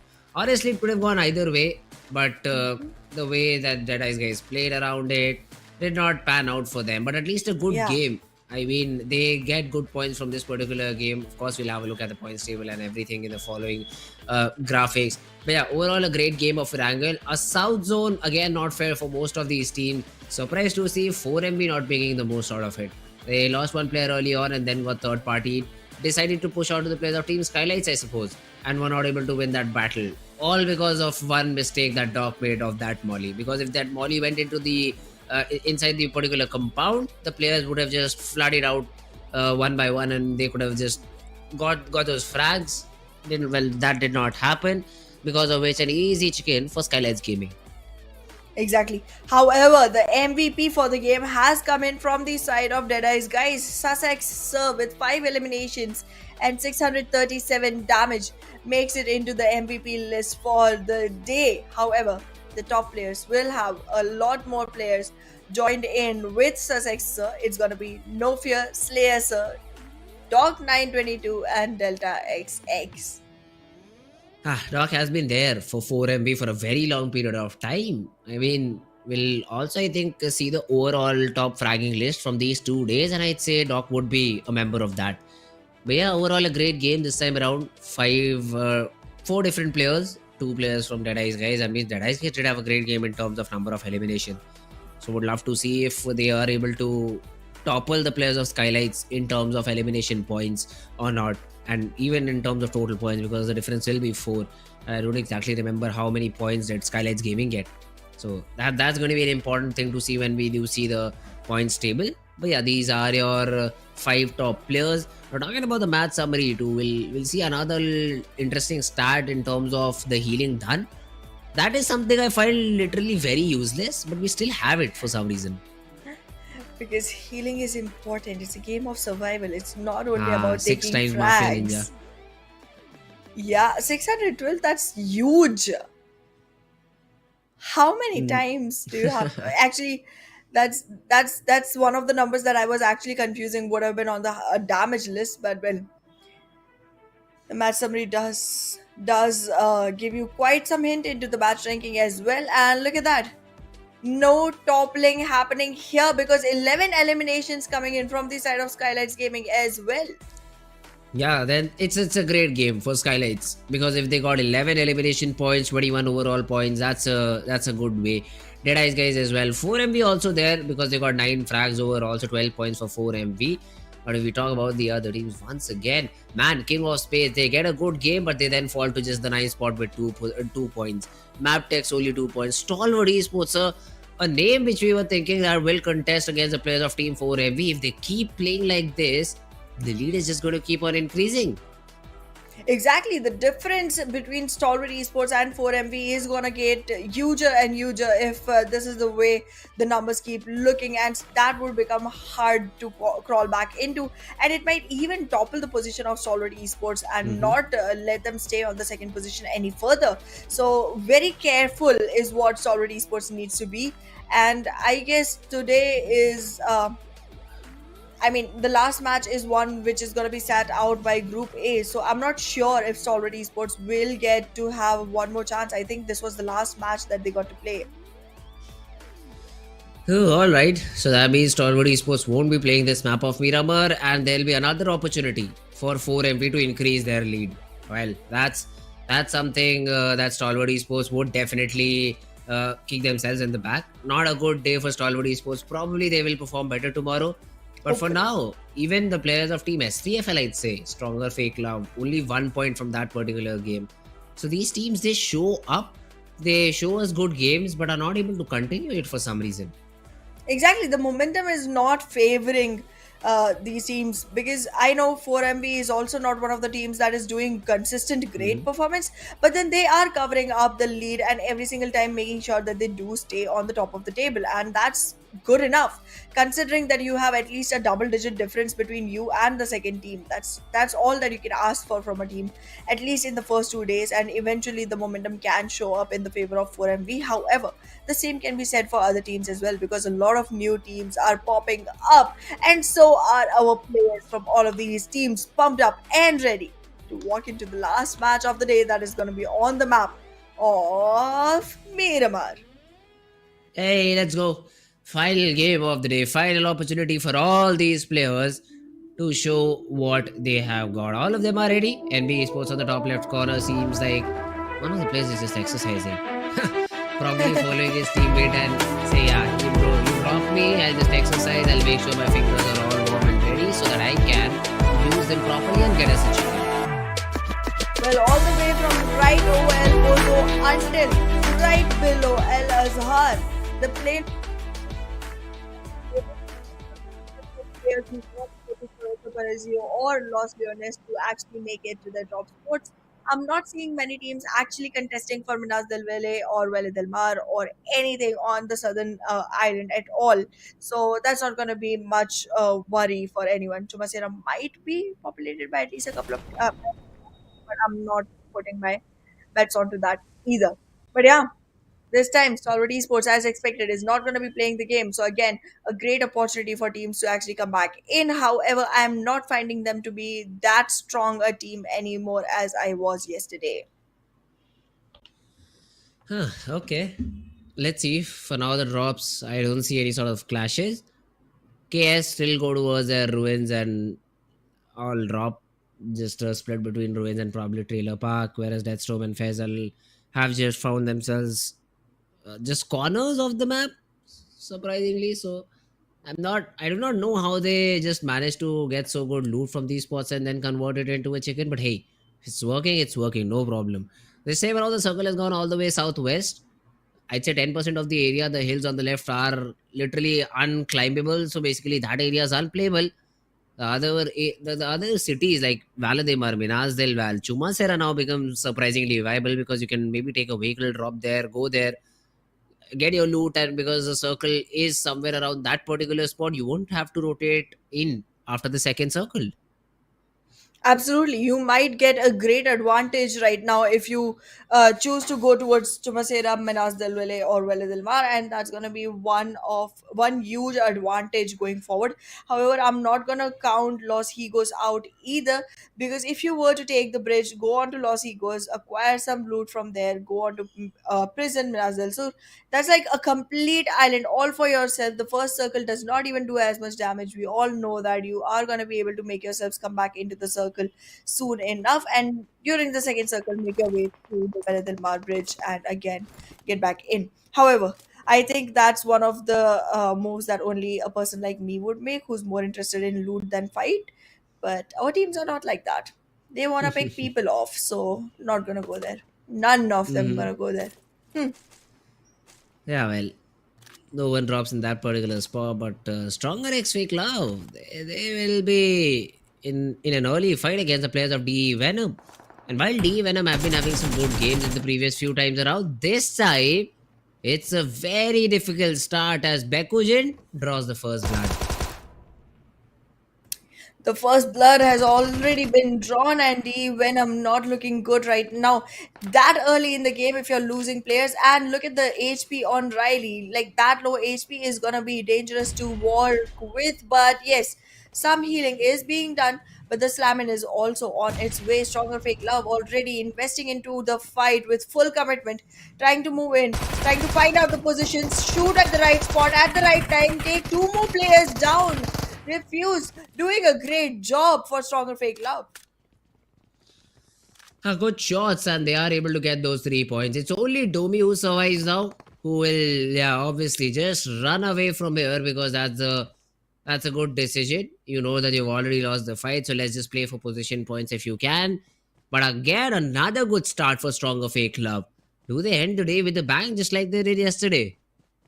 Might very well be, might very well be. We would never know until we see the end of the game, or we would not predict until we see the prediction time come up for us, because I don't want to predict some team that just vanishes before we even get the chance to actually have our predictions written down. So yeah, nah, Mm-hmm. nah, not doing that. But yeah, I will jinx someone though, because that's how it works. Every single time we pick someone, that team just Uh-huh. starts falling off. That has been the case. But let's see if it is again this time or not. Because I think so. If we ask for my prediction, I'd go with STFL. I really feel the way Oh, that they've same. started will help them overall. But we'll see. Whenever we get out, whenever the prediction asks in, I'll just see who is in the center of the zone. I'll just predict them. I'll play it very Nice very tricks. safe. But yeah, IHC Montenegro, no problem. Easy drop, easy loot, easy rotation too. They really don't need to even rotate for now. But whenever they do, I'd say easy rotation because they're near to the center of the zone. JMEX might just run into them, bump into them, and maybe get that early fight. But let's see. I think IHC, considering the position that they have, they seem to be ready. I am worried for KS, King of Spades, all the way in ruins. Still trying to collect loot. Finally looking for vehicles. Might be able to move in soon enough. But SKYLIGHTZ Gaming is already in El Pozo.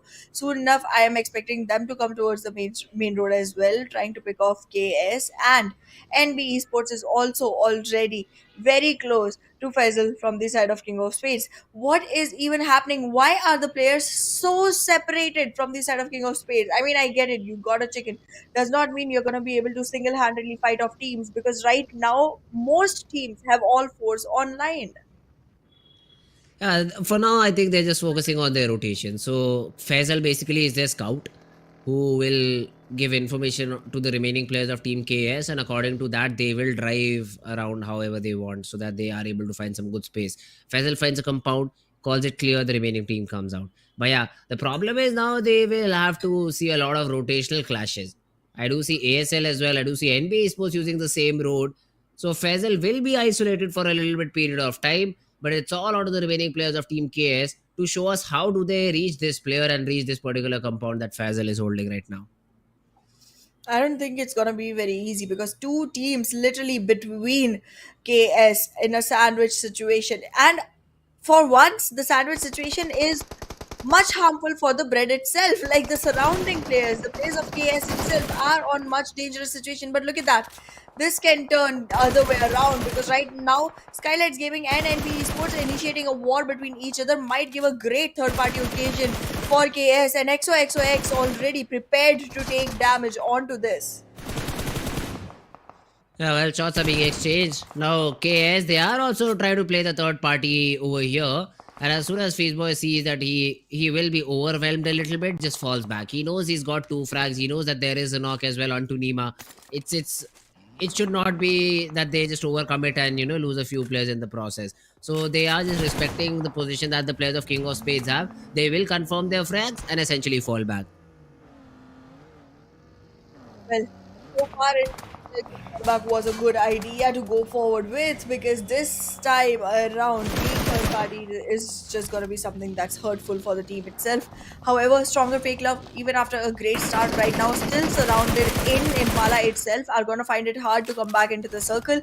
They are going to have to rotate from near Los Leones, and IAWO will be waiting there to announce their entry soon as they approach. Seal as well, not looking very good onto the maps right now. Mabetex, however, has a clear entry into the circle, but soon will have to start rotating again, because by the time they enter, it's already gonna be time that the circle shifts itself. And this time, the shift is gonna be super centralized, all the way near Monte Nuevo and slightly above Vara del Mar.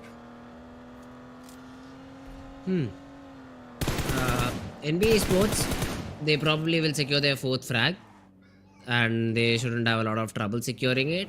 Although it seems like that they cannot find this knocked player out. Yeah, finally they do. Faisal has been spotted down. He will be taken care of. And King of Spades, probably in a difficult spot now, considering they've lost another player. They lost their first player. So now it's just a 3-man squad. Although we've seen 2 players as well just holding and getting a chicken. So 3 is just an extra number. But right now, Sleepy, he shoots a few bullets in a longer direction, but Demo shows himself.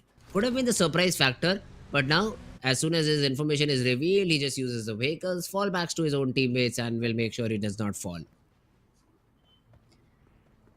Let's see. This time IHC is gonna be looking into multiple directions at once because the crowded area, the densely populated area under Monte Nuevo is gonna be pretty hard to hold on to. Right now, MAB again still on their way into the circle alongside DRS while the center stays acquired by 1, 2, 3, 4, 5, 6, 7 teams again. Why so many teams in one single area? And still stronger fake love not able to make it in, still surrounded into Los Leones itself. Yeah, well, I think since the zone is in such a way that it has shifted in a place where there are not a lot of buildings. So if the zone does not go towards the city, these open areas will basically harbor a lot of teams. The every dip there'll be a player. Count on it. Every compound there'll be a player. Count on it. So these things will have to be taken into account by the teams that are rotating from outside the zone. And let's see if they do it or not, because if they do not, they will be thoroughly punished for it. See, right now, Domain has a vehicle. He is trying to escape with it, maybe fall back towards his own teammates. Whereas Viper, his job will be to provide any sort of cover fire that he can, but he has been able to enter inside the zone. Probably will give information that area near B is clear, guys. You can just easily rotate. That's absolutely right. But right now, oh goodness. Okay, so let me bring in a little bit of math here. It's an 8 by 8 map, right? Out Hmm. of that, currently it's a 2 by 2 area in which the circle is. Okay, and in this area there are 15 teams inside the circle, and the last one is on their way in through Chumasera. Seal is trying to make their way back in as well.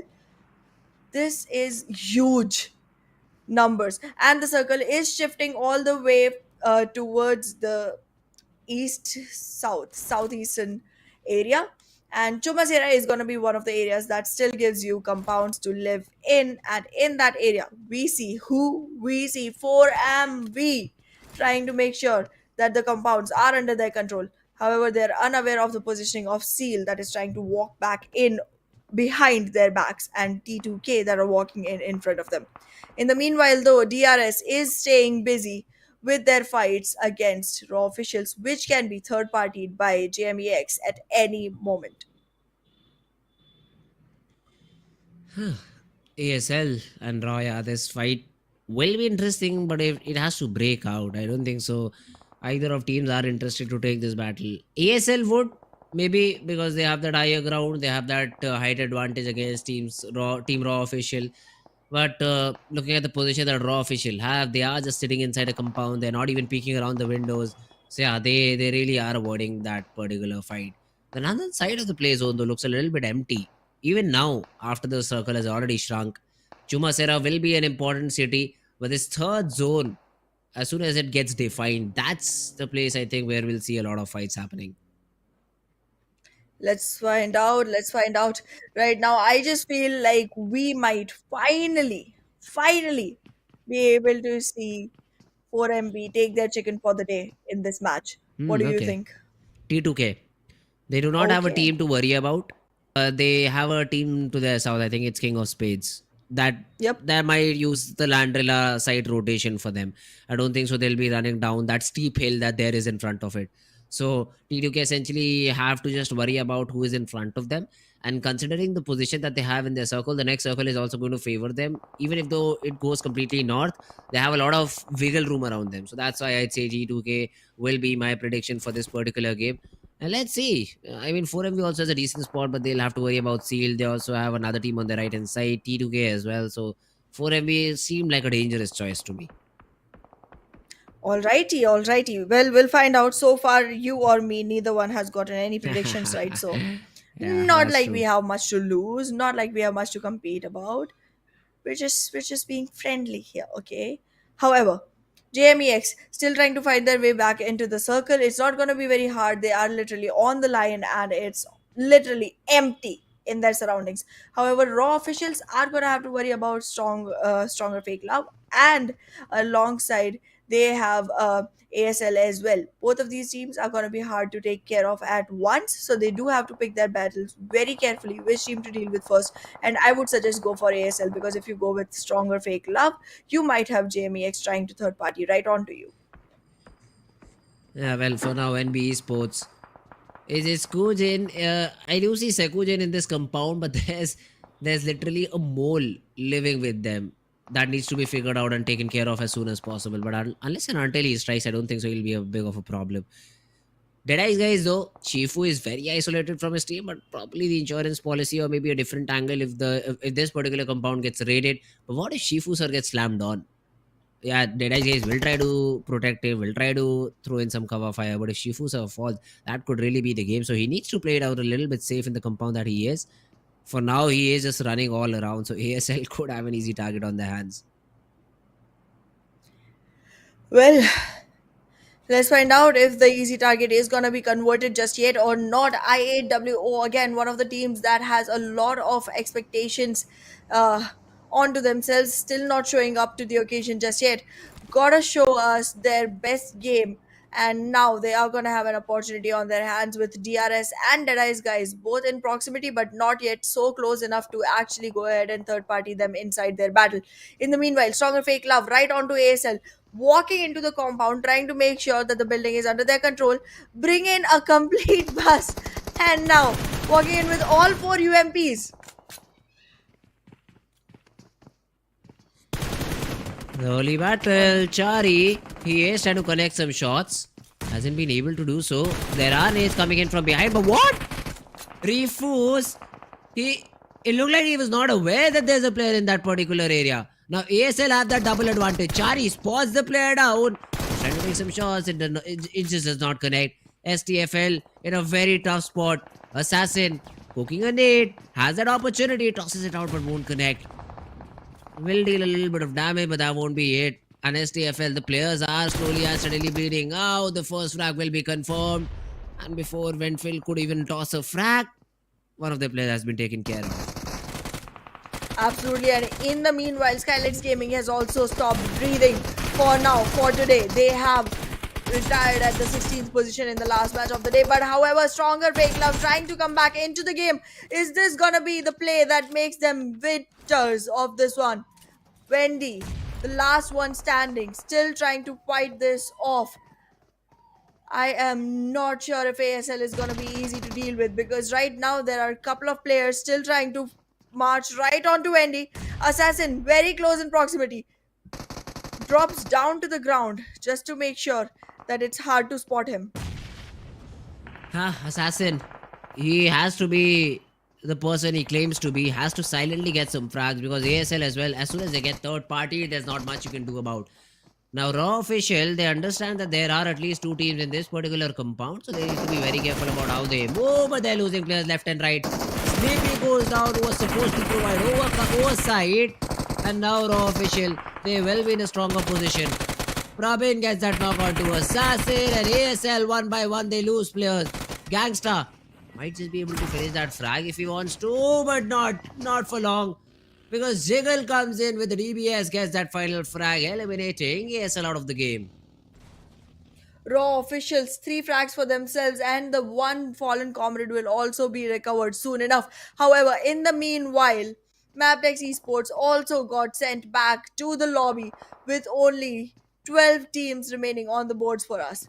This is not the best situation, because again, we are yet only entering into stage 5, and the area is huge enough to accommodate the number of teams that remain. Currently, the position for Seal looks good, but Seal has only one single player. So that position, even after being a good one, cannot cater to any needs of victory. Neither does the one for DE Venom, because DE Venom right now is also surviving on a single player. I feel like IHC and T2K might be great contenders to reacquire the position held by DE Venom. In the meanwhile, 4MV still trying to stick on to the remaining buildings inside the circle of Chumasera region. Ooh. Let's see though. Stronger X Fake Love, they also get eliminated They had 4 eliminations to their name, so that's one silver lining. At least they got 4 points, but were not able to end the game with a bag. DRS though spotted by I think DEADEYES guys. Some shots have been taken on to them, but none of those land. Aim practice. DEADEYES guys, aim practice. Shifu sir, Precious sir. Now using those buggies to enter inside the zone and maybe fight it out against Delta. But bear in mind, he has a Groza to help him out. And the Groza goes and drops the first one. Shifu taken down on the ground, needs to follow up onto him. The nade comes in but won't land onto Delta for now. Shifu sir down on the ground. Even IAW will come in the battle, join it and probably provide third party to the players of DEADEYES guys. Oh, nice nade coming in from the side of DRS. Not gonna convert just yet though.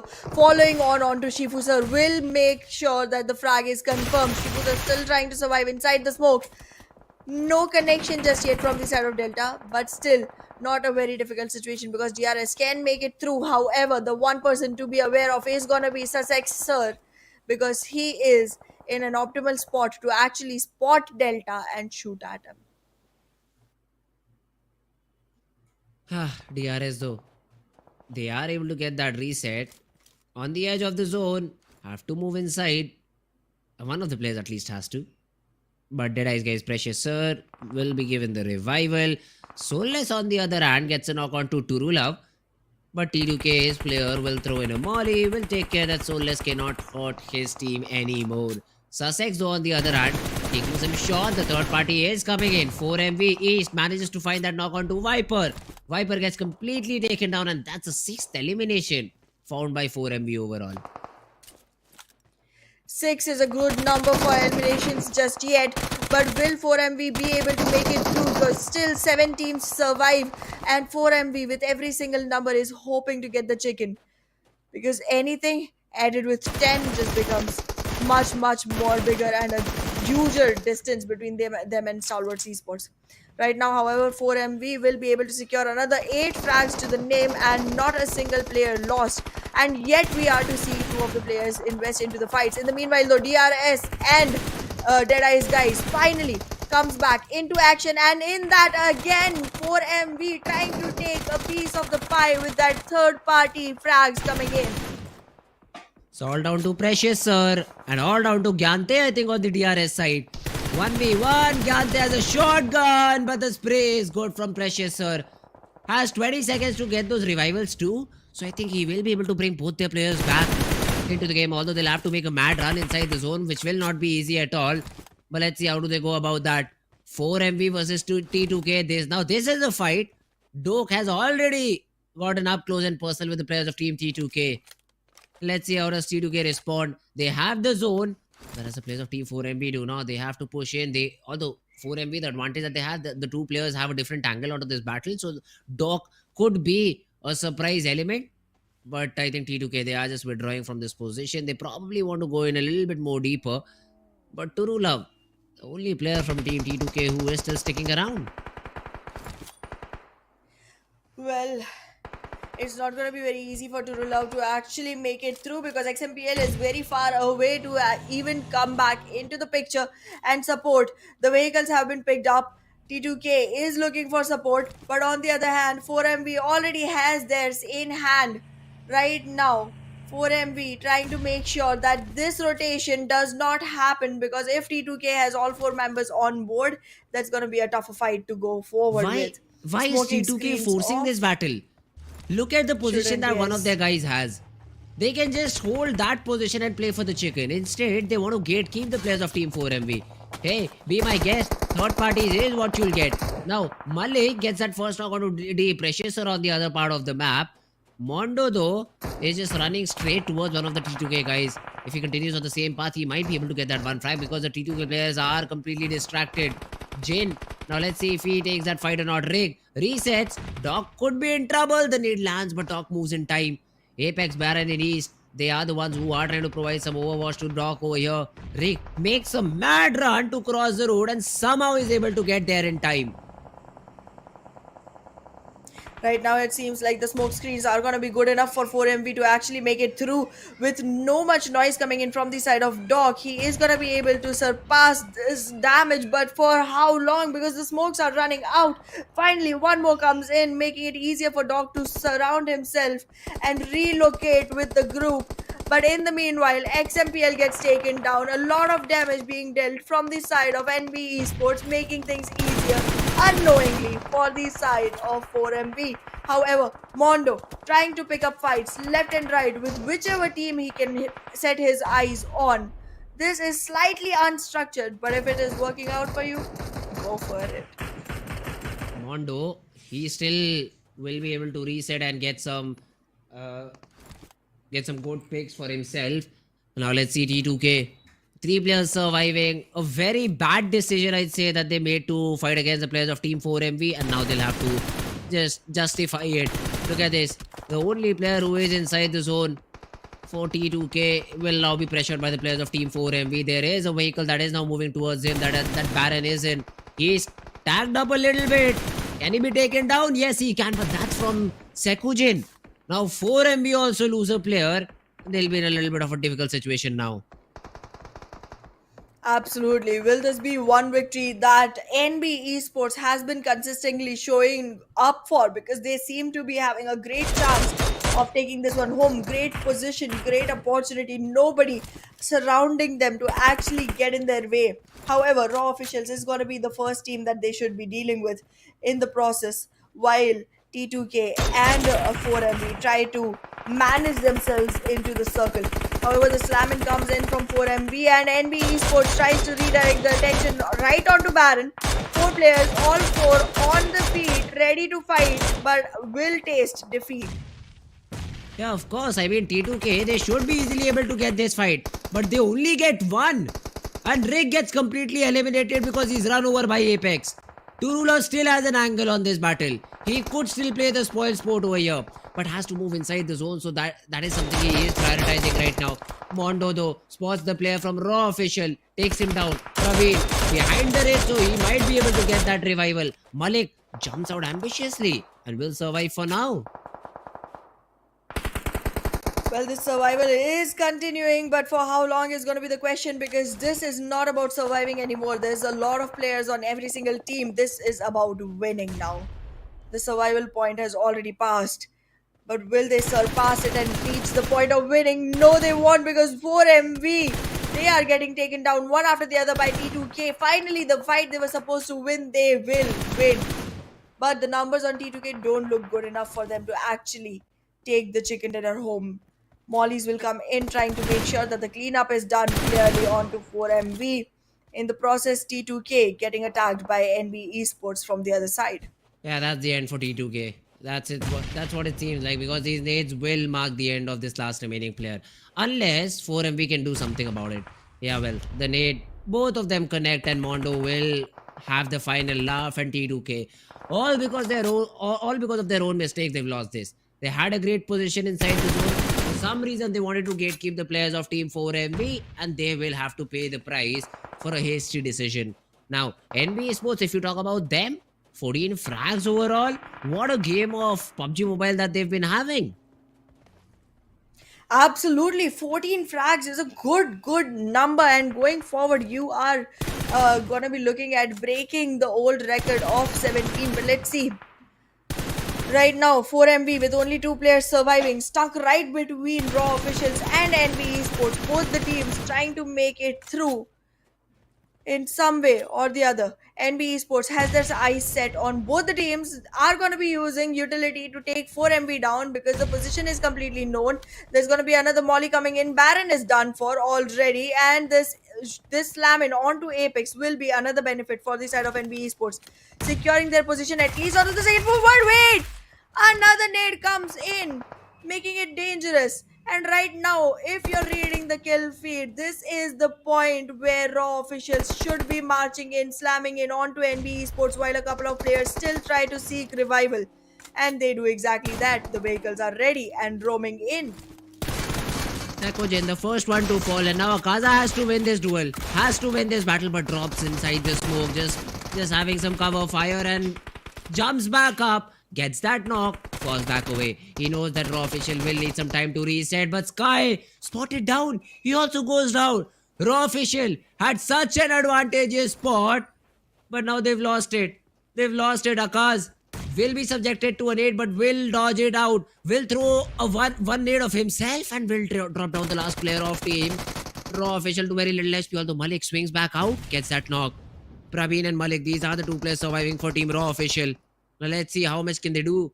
Praveen wants to have a different angle onto this battle, but the knock player will give away his location. Oh, the location reveal is gonna be hard for Praveen to deal with because there are 3 players standing from the side of NBeSports. Even though the HP is low on Sekujin, it's still a distraction that has to be dealt with. Praveen gets nades, tossed onto him, one after the other, takes a lot of damage, gets Malik eliminated completely, no information for him, and that's gonna be the last elimination coming in, making the victory for NBeSports.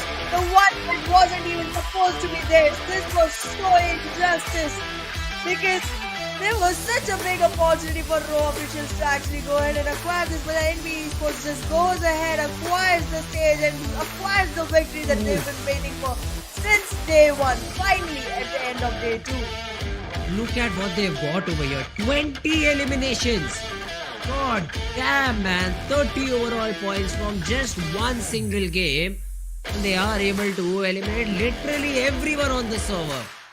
20 eliminations, 30 points overall. This will definitely help them all overall in the standing. Yes, as you said, NBeSports, they were playing consistently. They were getting some good points from every other game, but chicken is what was missing from them. And they finally achieve it in this final game of Miramar on day number 2. Absolutely beautifully done by NBeSports. A great game, one that was to be made into history. 20 eliminations, as you pointed out. Beautiful numbers up there. We were already waiting to see if 27 was going to be crossed, and here it is. 30 is the number that has been acquired by NBeSports. And now commercial vibes.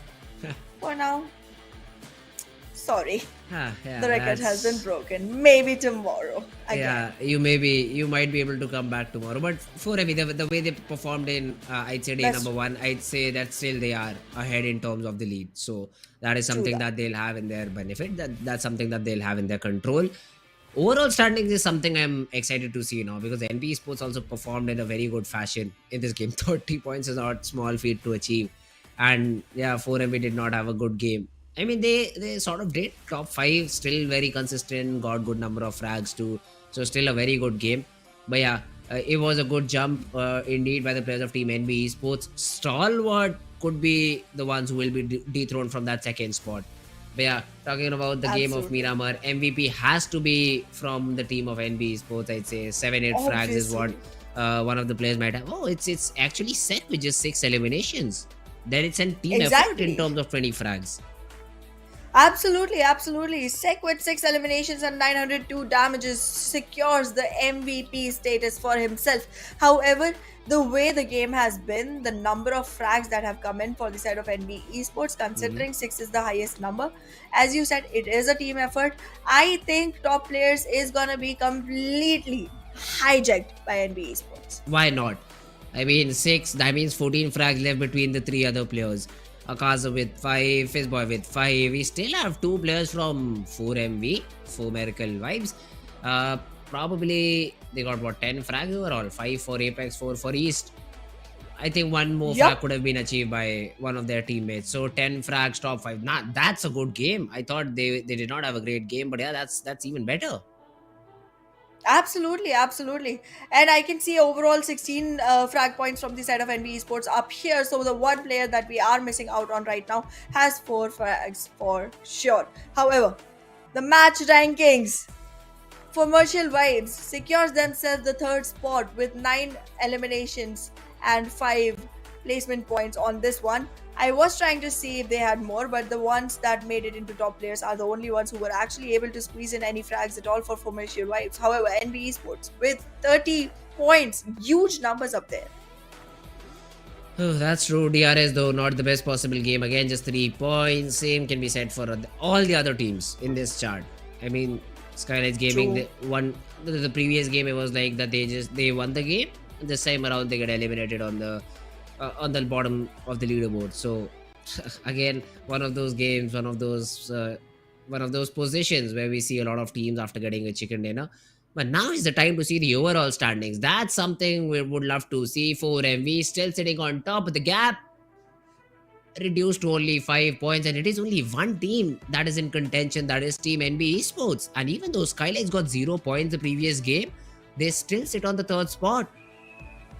Yep, but the gap between SKYLIGHTZ and NBeSports is literally 18 points. 18 points. That's huge. Exactly. That's going to be hard to cover up for. That's literally one whole game that you have great run on, and then nothing from the side of NBeSports for toppling that down. But yes, with only 5 points in difference between 4MB and NBeSports, this looks a great shot for the side of 4MB and NBeSports to actually make forward. But yeah, I mean, we did see loose performance from a lot of teams in the last match. But to be honest, Fritz, can we even blame them if one single team is taking away 20 frags, another team is taking away 9 frags, and then another team is taking away 9 frags? How many do you even have left on server to go ahead and acquire on? That's correct. I mean, great job done by the top 3 teams. And if we talk about today, I mean, SKYLIGHTZ, yes, that has been an improvement. And if you look at this, Mafia Ninja, AJ, No Fear, Nima, all these players have played good, but No Fear, outstanding performance. Total 10 eliminations by just a single player. Has been a vital player for his entire team. Absolutely, and this vital player would have to get the rest of the team stepping up to his level to make SKYLIGHTZ Gaming actually come up and topple 4MV down. Standing on the third position itself, it's not a bigger task, but you do gotta make sure that you are consistent, because even when 4MV does not have a great game, they have a good game. They are not fluttering around on zeros and ones. I mean, yeah, we saw one game where they had only 1 point, but that's just one game out of 8 that they've already played. Yeah, that's correct. 4MV is a team on another level, and that level is now being matched, although by NBeSports. Although we still cannot say that they're entirely consistent, because that was a 30-pointer. And even after that, they're able to reach 78 or 80 something points, 89 points, I think. That's what they had. Yes. So that was a 30-pointer. So that was a very big leap that NBeSports had. To be honest, yeah, to be fair, M4MV also had a similar game where they got 127-pointer, and after that they have been very consistent throughout. But NBeSports following in the right steps. Stalwart Esports and T2K, these were 2 teams which are on the second and the third position respectively. After day number 1, Stalwart has fell to 5, T2K even below. Now that's something you call an off day, I think. Or maybe a good day for the rest of the teams, because today we did see a lot of new names rising up, and that's something that I'm very interested in seeing. We did not see a single chicken coming in from the side of 4MV. Yes. I'm not saying I don't want to see them lifting those chickens, but it does make it clear that the competition is tough. It's not going to be a clear-cut win or lose. But yes, 4MV does maintain their first position even in the second day of the first week. Yeah, 4MV are the only consistent ones, it feel like. I mean, they have been playing great. Somehow they are being offered fights that they usually should not be offered, and they're able to win it out surprisingly. So 4MV, great job done by them. I still cannot get over the fact that you throw away a very good position inside the zone to just gatekeep a team. I still cannot get over that particular fact. Yesterday I couldn't get over a player needing your own teammate and then you losing it out completely. Now, many people will just point out that and say that 4MV even did that today. I mean, Doc threw that molly onto his own teammate and they were not able to. But the problem is 4MV just justified it exactly in the next game. But then teams who throw raids on their own teammates, and if you're not able to justify the other game, that's something where you will be definitely poked upon. 4MV, if they continue their similar performance, hey, they can just drop in. One of their player drops a raid on 3 players. I won't complain, because I know they just can bounce right back into the game. So those were some of the observations that I had for day number 2. I hope day number 3 is a little bit better than this.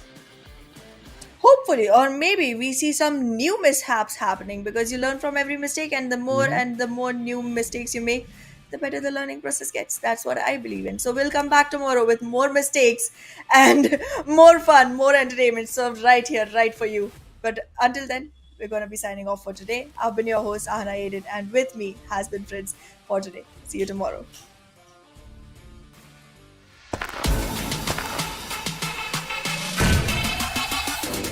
Make it clap.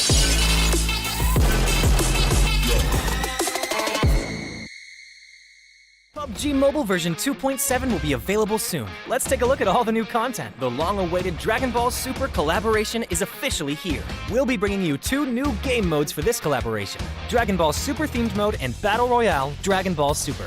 Dragon Ball Super themed mode will be available in Erangel, Livic, and Sanhok. In this mode, we've incorporated Dragon Ball elements into the classic Battle Royale gameplay. All players will embark on a journey to find the Dragon Balls to summon Shenron. Collect the Dragon Balls scattered throughout the map.